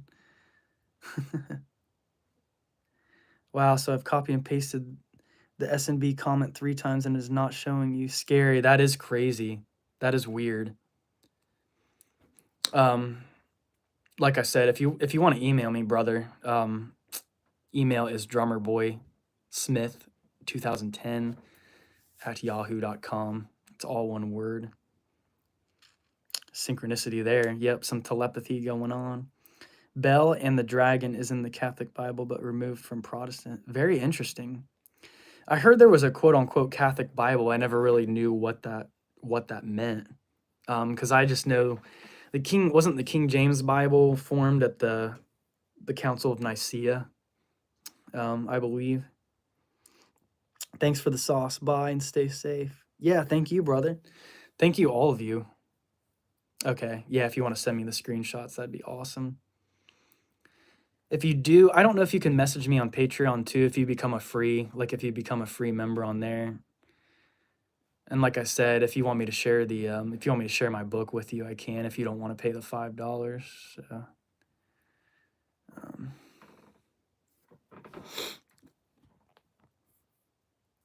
alrighty, everyone. So yeah, I'm gonna go ahead and end the video here.